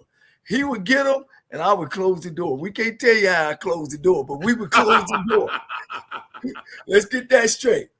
And, man, he just was a lightning bolt, and it didn't surprise me that he wasn't going to come in and win the championship because we also said that with us. I mean, we had the number one defense in the country and the number one turnover offense in the country. Shit, we were going to go in the game. We're going to turn the ball over 4 times. You know what I'm saying? And that's where, I thought maybe he remembered when I was at the Grambling game and I was starting a guy named Arvell Nelson. Yeah. He threw 1 pick for a touchdown. He threw another pick. We drove all the way down to the 3-yard line and we called a play called power pass. And I knew he had 3 options. He could hit the receiver, the tight end, or the back in the flat, or he could run it in. He took neither, and he tried to throw a ball and threw it straight to the street. We went from the 3-yard line, chasing their strong safety down and tackling him at the 2. And the fans and everybody was like, get his ass out of there. And we decided to stay with him, man. And he played an excellent second half, And hey, Coach Cole, you guys have been in some adversity in the foxhole together. Y'all told this story when y'all were, after the Celebration Bowl. That was a great day to sit down and listen to you guys tell those stories. But you said, I didn't know when y'all won the championship, y'all went into the game with y'all starting quarterback suspended. Yeah. So the guy who had played all year, y'all didn't have it. He wasn't available.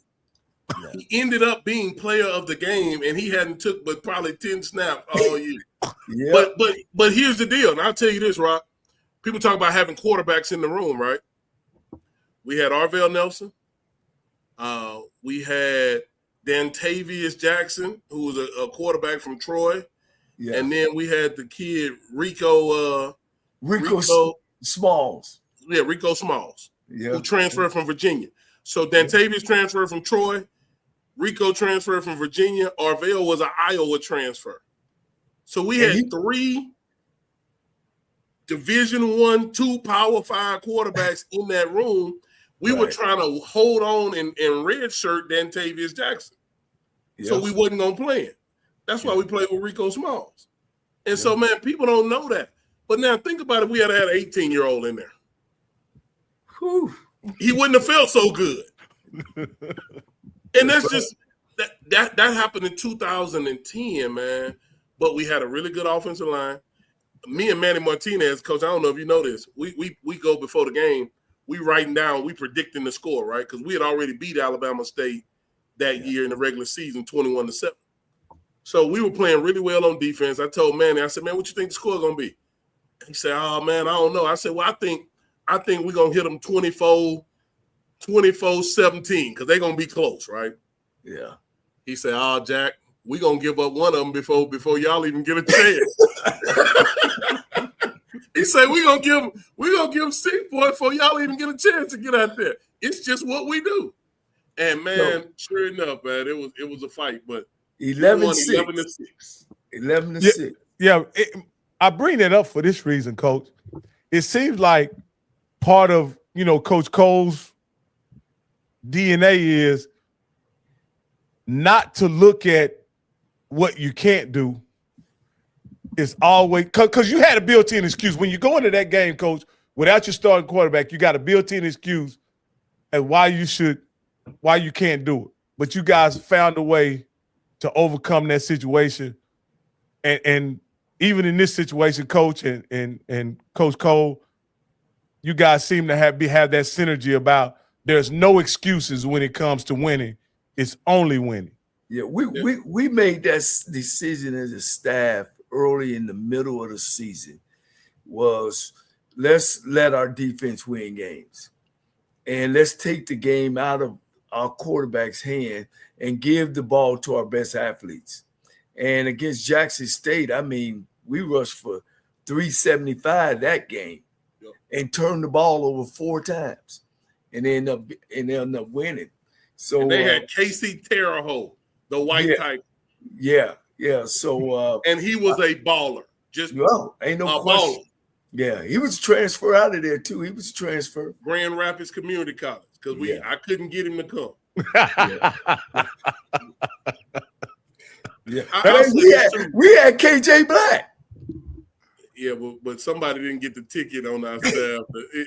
Don't get me started on that. I remember that. Like, I told KJ that too. Yeah, we had him. His dad, and when we couldn't get that ticket straight, his dad said, Coach, come on, man. How can I have my son come there and y'all can't even get the ticket straight? And that's how he ended up in Prairie View. Because if we would have got him in Texas Southern, we'd have closed the deal. If we can get you at Texas Southern in that airport, we're going to close the deal. It's just like here at Prairie View. If I get you to this hill, it's a wrap. Yeah. And so many coaches spend so much time trying to convince guys not to come to this hill. Because they know what it is. And so I'll tell you this too, Rock. You mentioned that championship game. Not only were we down our quarterback, but there was a lot of lingering things going on too, right? It's just an eerie feeling in the area. And we had to work through that.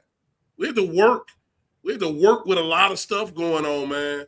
But in our players and our coaches, like Coach said, man, we made a decision that nobody mattered but the folks in this room and the folks that we took on the bus with us. Coach let us bring our families on the bus. Yeah. And so, man, if you wasn't on that bus with us, you didn't matter. Because there were some people with the same logo that didn't want us to win. And then it's like that at places sometimes. Like, it just is what it is, man. Like, there's some people, they want you to win, but, man, they'll be okay if you don't win. Because they think you might start thinking you're more than what you are, right? And so you gotta manage that stuff.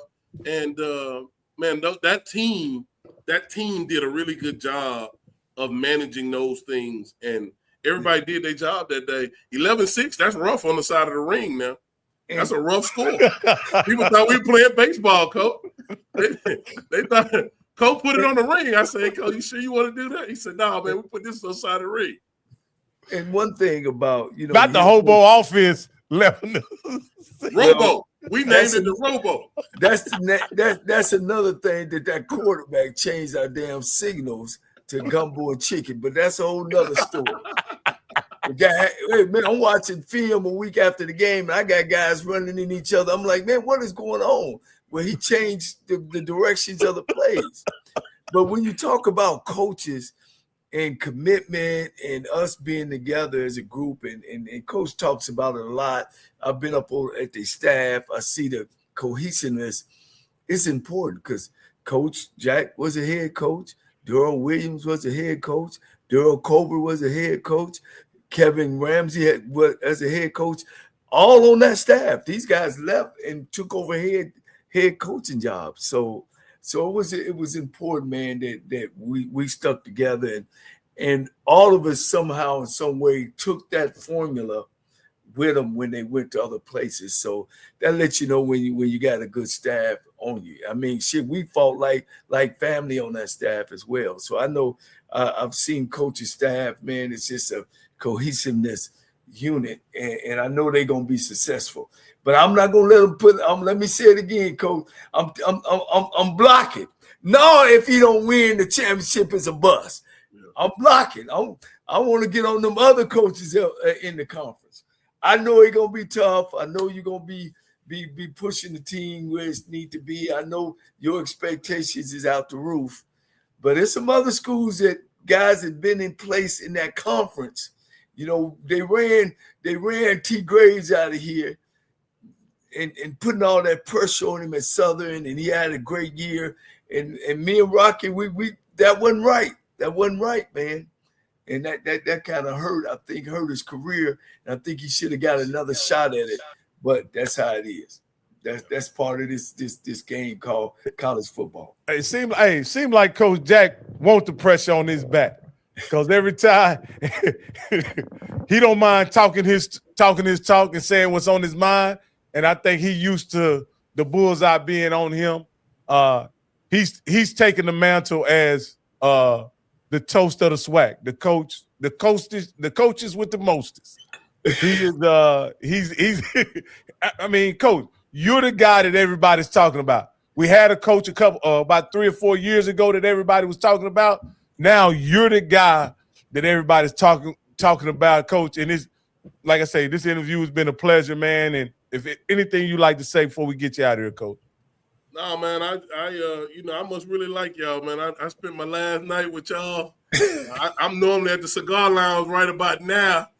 Cigar number 2 in the off season. My off season the end of the day. But like I said, man, when Coach calls, man, it ain't no doubt that I'm gonna show up because of what he's done for me. And then I just enjoy the fact that you guys do the job that you do, and you have the information and the people. You got the reach to get people that are reputable on your show, and so I appreciate that, man. It has really been this back porch patio gets a lot of HBCU coaches corner, and that's how when I met Mr. Campbell in person, I felt honored. I said, man, this is Mr. Campbell. This is Mr. Campbell right here. But no, man, I look forward to seeing y'all at our games. And certainly, man, if there's anything we can do for you on our end, you know we ain't hard to find either, man. So let us know. But we're gonna get ready to go fight tomorrow, man. We're gonna start the fight, and we look to finish it December 12th. Hey, Coach. Well, I tell you this, I'll be here later this week, and I'll be in Stephenville at the end of this month. End of next month for sure. Come on, they only gave us a little small corner in the end zone. They ain't give us much, so we need everybody we can get to be loud. It's gonna be a great game, man. It is in my opinion, it's the biggest game that we've played in the recent history of our program because of how good they are, and really, you don't get 2 previous season conference champions to start the season. That's what the MEAC SWAC Challenge used to be, right? You don't get that a lot anymore, and so we're excited. We're playing for a cup. Anytime we play for a trophy, we certainly want to take a picture with the trophy at the end, and so we looking forward to it. But holler and scream, Rock. We're gonna need you. Hey, Coach, I'll be there. Hey. I'll be decked out, and on the 12th, which is 2 weeks later. Yeah. I'll be behind them in the enemy lines with you, decked out again. So I can't wait. This is gonna be an amazing year, and like as a football fan, Coach, I appreciate you taking on the challenge. No. You know, regardless of the outcome, I appreciate you taking on the challenge because I think, like I say, we hadn't had a game like this in the SWAC since Dion played Campbell in his second year. I don't know if you remember that. But Dion played Campbell in his second year. Campbell coming off a pretty good season. This is that kind of litmus test, in my opinion. I think it's a bigger litmus test because Charlton is a much better team than Campbell was. Yeah.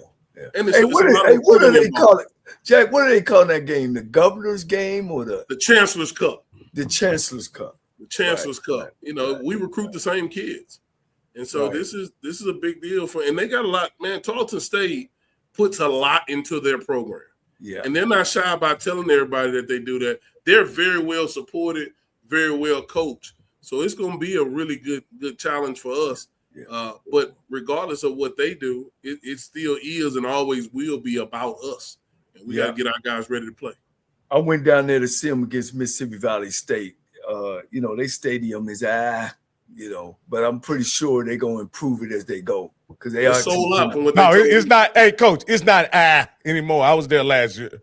It's not Yeah. Okay. Now they've done a good job, coach. They really are a Conference USA type school. In they're trying. They cosplaying. They cosplaying, coach. Because they when they were Division II, Coach Cole, they had Thundercloud and all that stuff, and we was on Huddle and all that, right? Like they have always invested on a level, right, to where they should be good, which is why it's good for us to be able to see it and to be able to go in, and then hopefully our people take us another notch up as well. Yeah. So. All right, Coach. Appreciate it, man. Thank you very much. As usual, we'll be talking. We'll be coming to visit, man. And hey, look here. You got it. You got it, Coach. We just trying to hold on to it, Coach. Yeah, I appreciate y'all, man. End of the rope, tie a knot, and hold on tight. That's right. Nobody bad like you. Go Panthers. All right, Coach. Hey, man, that's another great interview by the reigning SWAC Championship coach, Tremaine Jackson, man.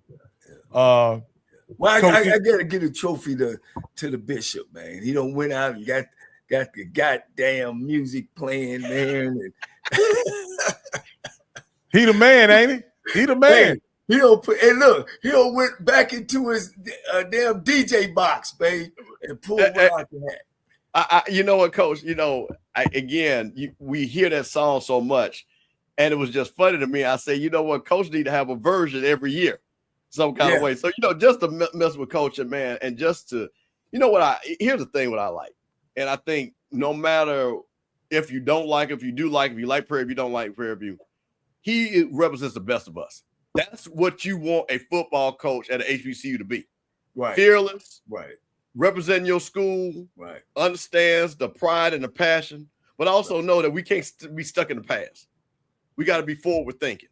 And that's the thing about what I like about Coach, because, again, he understands the tradition and the history of Prairie View. But like he said, this is 2026. But see, and this is a new Prairie View. So I'm super excited, man. And listen, man, I've said this, the Prairie View people know I said this.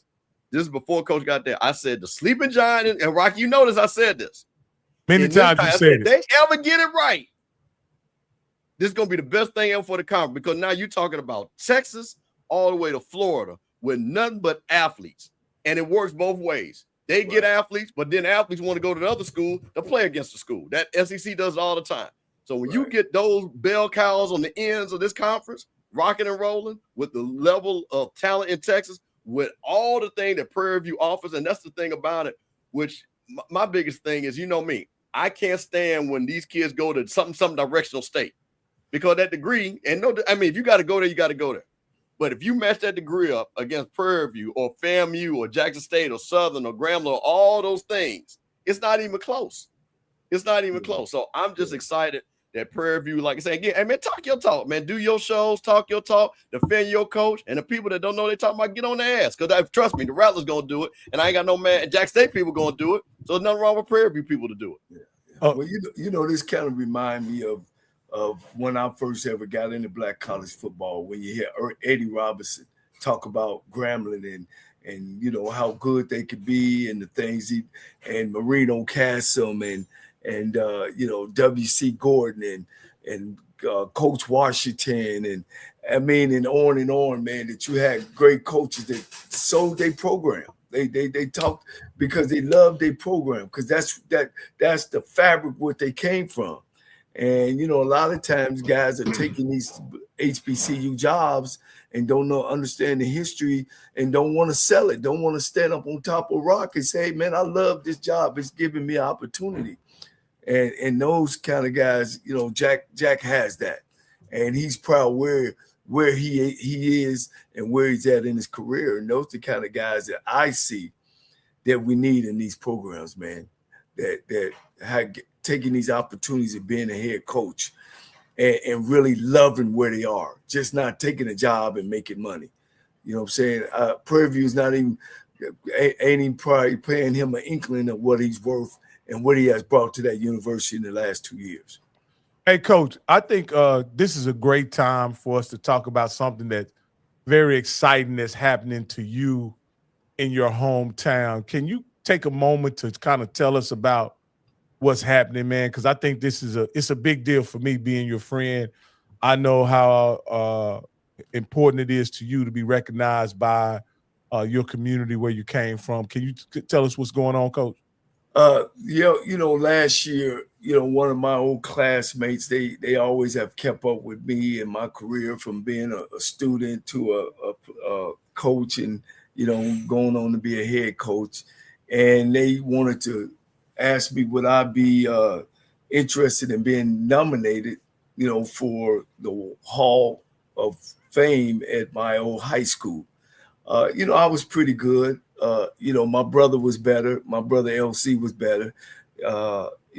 And it's a tribute because all my life I've always had to try to prove myself for myself, being the youngest of 9 boys, and every plateau I would reach, your friends and growing up when you're young, man, that's your brother, man. That you only got that because you little cold, you know what I'm saying? And it was hard. I mean, and that's kind of where I got my mentality from, of not always trying to prove something, but always trying to be the best, trying to reach the best. And my brothers done put the bar high for me. And they took care of me. You know what I mean? What I mean by that, they did things in my life that I did. I didn't drink, I didn't smoke as coming up because my brothers was my idol. You know what I mean? My brothers were my mentor. My brother LC made All-State in basketball, football. He was a hell of a player. He was one of the top 20 players in the country. Bo Schimbacher came to my house. Woody Hayes, and these was at Michigan, Ohio State, Nebraska, Miami. They all came into my house. So for me to be a young kid and used to ride, he had me on his bike riding in football practice. And I had went to Dayton Dunbar High School. The first code that went to Dunbar was in 1964. And I graduated in 1981. So at 2 or 3 years old, man, I'm at Dunbar High School. 6, 7, 8, 9, 10, all my brothers are coming through. We all stair-stepped. So all of us, they had a code in in Dunbar from 64 to 81 to my nephews that went. But anyway, coming behind them, I had to play. We always had 2 or 3 of us on the football team, the basketball team. You know what I'm saying? So I'm coming behind all this.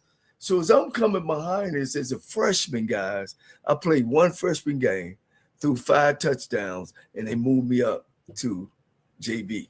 You know what I'm saying? Oh, man, that's because your brother them. That's because your brother them.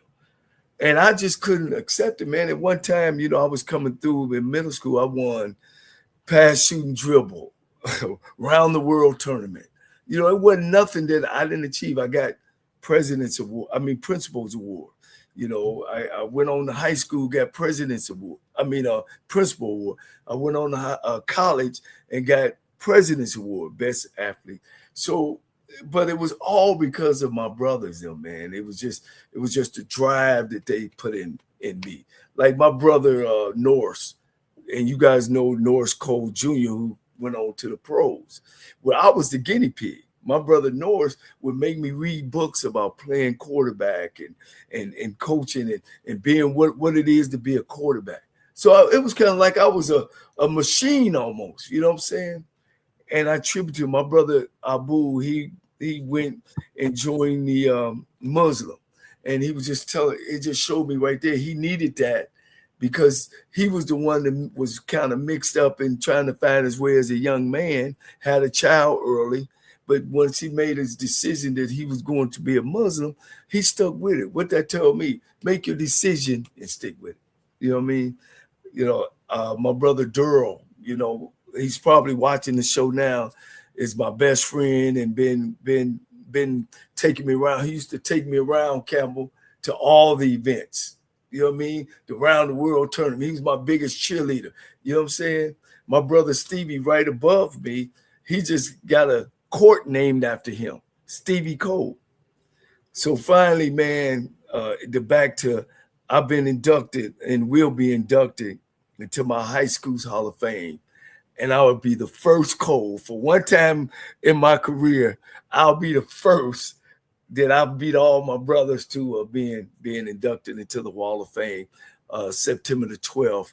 So I had to fly back home. So I didn't mean to be long about it, man, but I want people to know that man, I had it was like just follow the yellow brick road, man.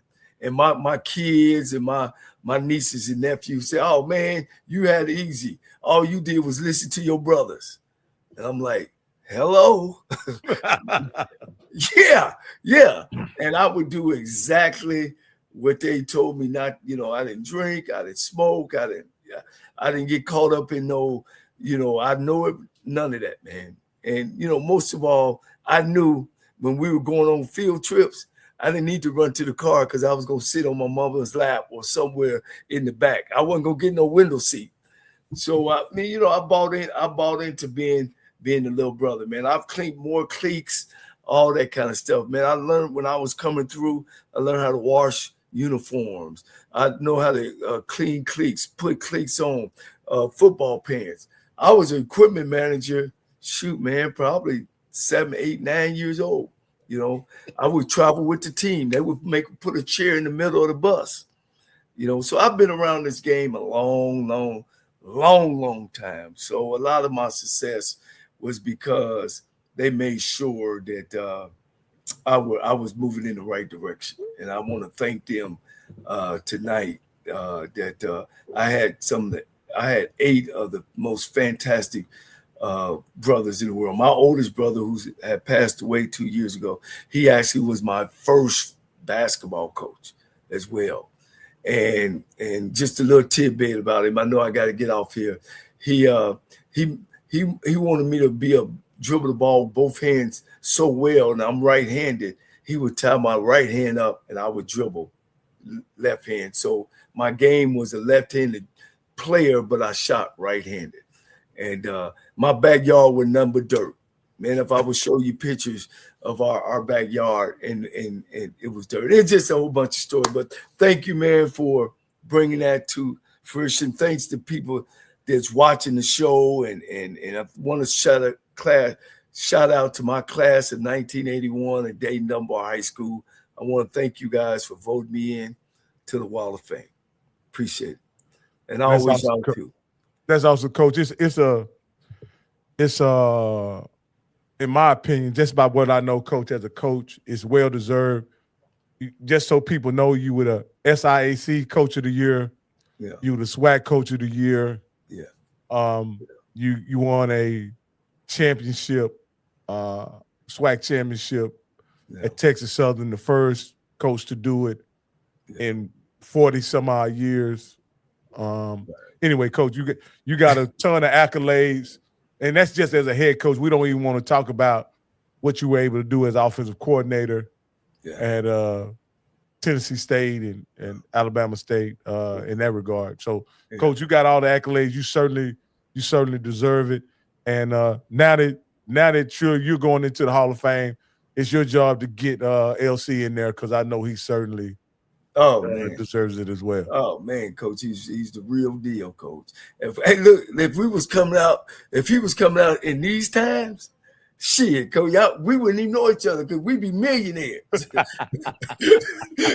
Hey, Campbell, Coach, he got as a defensive player, he got him about $5 million, Coach. He got Coach, 5 years now. you know what's crazy? Let me tell you something that you said that. I was talking to somebody. I went to Nashville a couple of weeks ago, and we were talking about Steve McNair and somebody that was up there, and they said, could you imagine after Steve's junior year what he would have gotten in the transfer portal?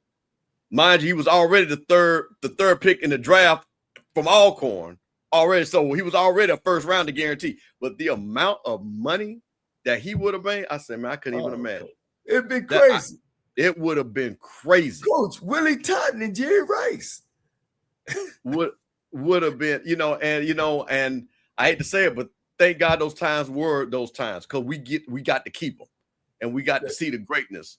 But it's just amazing that that level of talent, like a Steve McNair and those guys, and like you said, your brother coming up, what they would have gotten, and just it would have been unbelievable.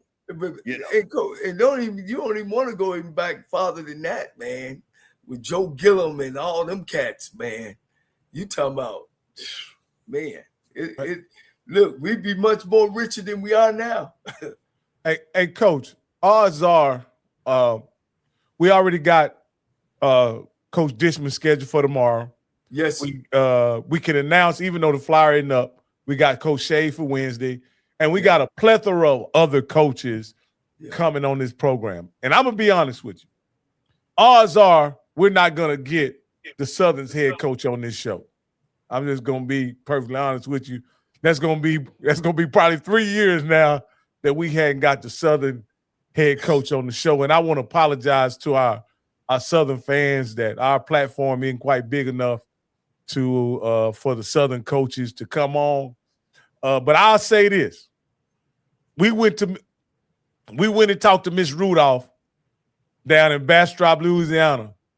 And until Coach Falk come on this show, ain't nothing good gonna happen to y'all. Ain't nothing good gonna come of y'all until Coach Falk come on this show. Let me see if I can work my magic, Coach. Let me just see what I can work on my magic. I know some folk that can get to him, so. Okay. All right, Coach. You started making me think about that. I still got my Southern connections. Guys. Pete Richardson coached me in high school, so and I could beeline to him as well. So yeah, we do need to get coached, and I'm pushing for my man over at Delaware State, Deshaun Jackson, because my homeboy works on that staff. So we working, Coach, working behind the scenes, baby. Yeah, like I said, I love to get Coach Falk on the show. Again, the first year we were able to interview Terrence Graves, he went 71 in the SWAC. The next year, he refused to come on the show, and we all know how that turned out. What we're trying to do is keep Coach Falk from having his first year to be like Coach Graves' second year. We don't want that for Southern. Right. We don't want that for Southern. I want Southern to have a good year. I want Coach Falk to have a great inaugural season as a head coach. But at the end of the day, just think about this, Coach. I didn't even think about this till the other day. This is Coach's Corner. Coach. Is this what I want, Coach?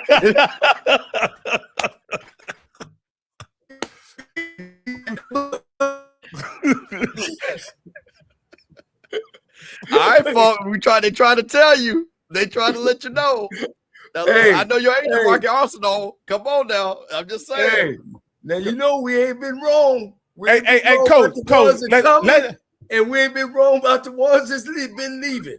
Hey, Coach, let's think about this. We interviewed Coach Graves before he got the Southern job. We interviewed Coach Quinn before he got the FAMU job. We interviewed Coach Shade before he got the Alabama A&M job. We interviewed Coach Joseph before he got the Grambling job. Coach, come on now. This is, let's talk. Let's be honest, Coach. We've been blessing programs. We've been blessing programs for 2.5 years now, Coach. It's time for some of those coaches who want to be successful to pay homage to HBCU Coach's Corner and make an appearance. You got to understand, Coach Vic ain't been on this show either. And you see how things are turning out for Coach Vic. And Ted White will be on Sunday. Oh yeah, and Howard's head coach. The Howard. Chennis Berry, unfortunately, his mom is sick, so he told me he'll catch up with us later. And Trey will come on the week before they play Texas Southern. So they've all committed. Yeah. North Carolina Central. I'm sorry. Ted White is Howard's head coach. Trey Oliver is North Carolina Central's head coach. Chennis Berry is the Black College National Championship South Carolina State's head coach. So, we got the big guys that's, committed. It's just, we got to get them back, not necessarily back to back. Just think about it. We had Van Malone on shortly after he was hired at Hampton. He may end up winning the CAA. You know what I mean? That's just how much it's important to come on this program. Remember, so we got a comment about Travis Gray got fired when he don't answer the call. Might be, again, this is reality. We've never Coach. This is something Coach called me today and said. He said it's our fault that Arkansas Pine Bluff is in the situation they in because we hadn't got Coach Hampton on the show. If we get Coach Hampton on, his fate will probably change. Ain't that what you said, Coach? You took responsibility for what's going on in Arkansas Pine Bluff. Yeah. Because you said you hadn't had an opportunity to bring Coach Hampton on. Right. And I need to get him. I need to get him on, Coach. We need to get him on. But we also got Allen University's coach Cedric Pearl in the lineup. We got Aaron James Tuskegee in the lineup. We got Terry Sims, University of Terry Sims is at Clark University. So we got some things lined up in the pipe down. So we'll bring you guys coaches and all that kind of stuff, and continue to talk about HBCU football. And Coach, this is the last thing I want to mention. I'm your guy, Coach, and you've called all the successful coaches out when they were hired. You called Chennis Berry out. You called the only one that ain't cashed in yet. Because I was mad. I was mad because my alma mater didn't go after Chennis hard enough. I thought we should have. You said Chennis would be a winner. Yes. You said Tremaine would be a winner. Yes. Now the only one that's kind of hadn't came to fruition yet is you said Sam Shea would be a winner, and you're a believer in Mr. Campbell's favorite coach, Sean Gibbs, and he hadn't quite came through either. Right. But your backup coach came up, got hired at FAMU, and you stamped Coach Quinn as a winner as well. So that's yet to be seen. So, Coach, you got a pretty good track record so far as being able to pick winners. You got one SWAC championship and 2 MEAC championships in the past 3 years. So you're doing a great job as far as picking winners, Coach. Well, good, man. Maybe somebody give me a job hiring coaches. Maybe, maybe Mr. Campbell might go back in his hats and put on his agent hat, and we just put together a man. Quit paying those guys $25,000 for HBCU coach. You got 3 guys right here. Go find you the best coach that you need in the situation you are. I also, Coach, you did say you were going to get Terry Sims as well. From Clark, Atlanta. Yeah. I got his information, and as we go through our routine and our schedule, man, and maybe Coach Campbell will go back to the bishop will go back to the studio and come up with some other music. Hey, well, special times, call for special hits, Coach, and stuff like that. So, actually, I'm gonna tell you, I might need to do one for, because here's the thing. Now, see, let me tell you something.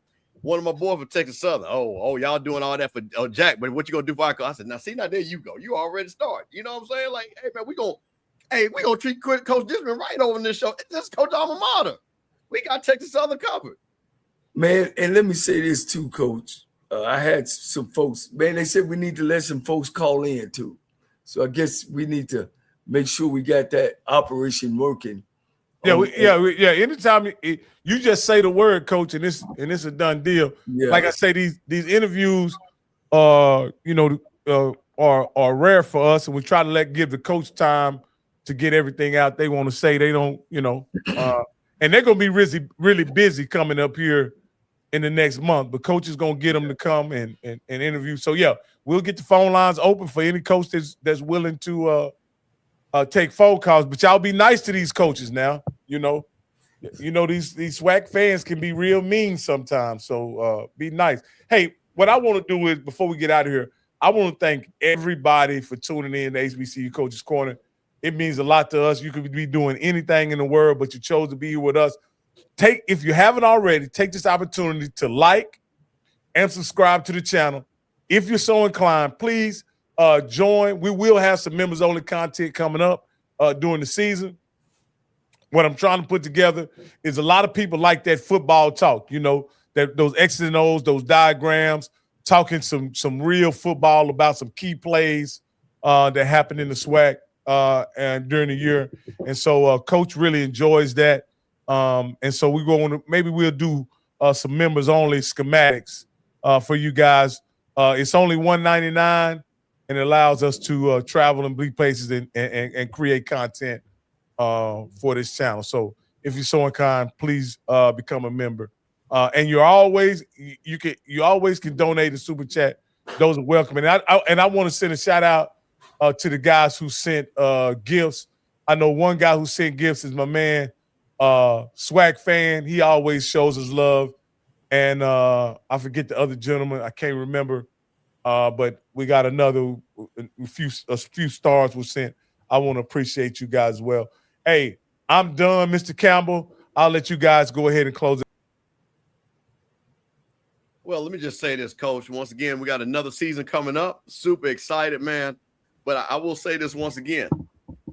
The way to support your schools, Coach, we just had the strike tour for FAMU going all around the country, just came through Atlanta. And one thing about it, Coach, you can understand this. Recruits are not coming because of the name on the jersey anymore. Recruits are coming because you give them a little something and the name on the jersey. So go out there, support your team's NIL, support your boosters, sign up, be a booster. I mean, most booster clubs are only $100. Go be a booster, and then you can really talk. So don't be on these YouTube shows talk about, I support my team, and you're not a booster. You don't give any money, and all you're doing is going back and forth with other people from other schools. Because we know who you are. We know that you ain't giving no money. So be somebody that's financial and support your school. And stop getting on YouTube and stuff like that, talking about other people's school, and you ain't even gave your school a dime. So that's my challenge to you, Coach. I'm super excited. I can't wait to see who we got coming on. And you know what? I talked to Quinn Gray. Hey, man, Coach, like I said, he's ready to come on, and we're ready to rock it. So, Coach, I'll let you have it. What's my man, Bishop, that they just let go of ESPN? Oh, Ryan Clark. Ryan Clark, man. And I just want to tell, shows like ours, man, it's by us and it's about us. And it's not against anybody else, but it takes, shows like what we're doing to sell us, to sell where we are. We know, if you know anything about, the things about us, is everybody want to be about us. Other races want to be us. Every race want to be built like us and physical like us. But they don't want to give up those other avenues to be able to go out and speak and talk about being positive about who we are. So this show, one thing, if you didn't know, I started this because I felt that Black coaches in the SWAC, MEAC, SIAC, AIC wasn't getting their just due. So this gives us an opportunity to go out and get these guys and come out and talk about their philosophy, talk about their program, talk about their school. So I want to thank you guys for continuing to back us. We need more backing. We need more positive things. We're not making any money doing this. We're just giving you content, but we would like to get out and go some places. So continue to follow us, continue to tell people about what we're doing on this channel, man. And as you can see, like I said, not only just Ryan Clark has been let go, there's been some other journalists and stuff, man. So that looks like us and talk like us. So let's make sure that we continue, like he was saying, click the likes, You want to become a member, hit that as well. Again, thank you very much. And like I said, I always say every time, if you feel yourself at the end of the rope, tie a knot and hold on tight, because ain't nobody bad like you.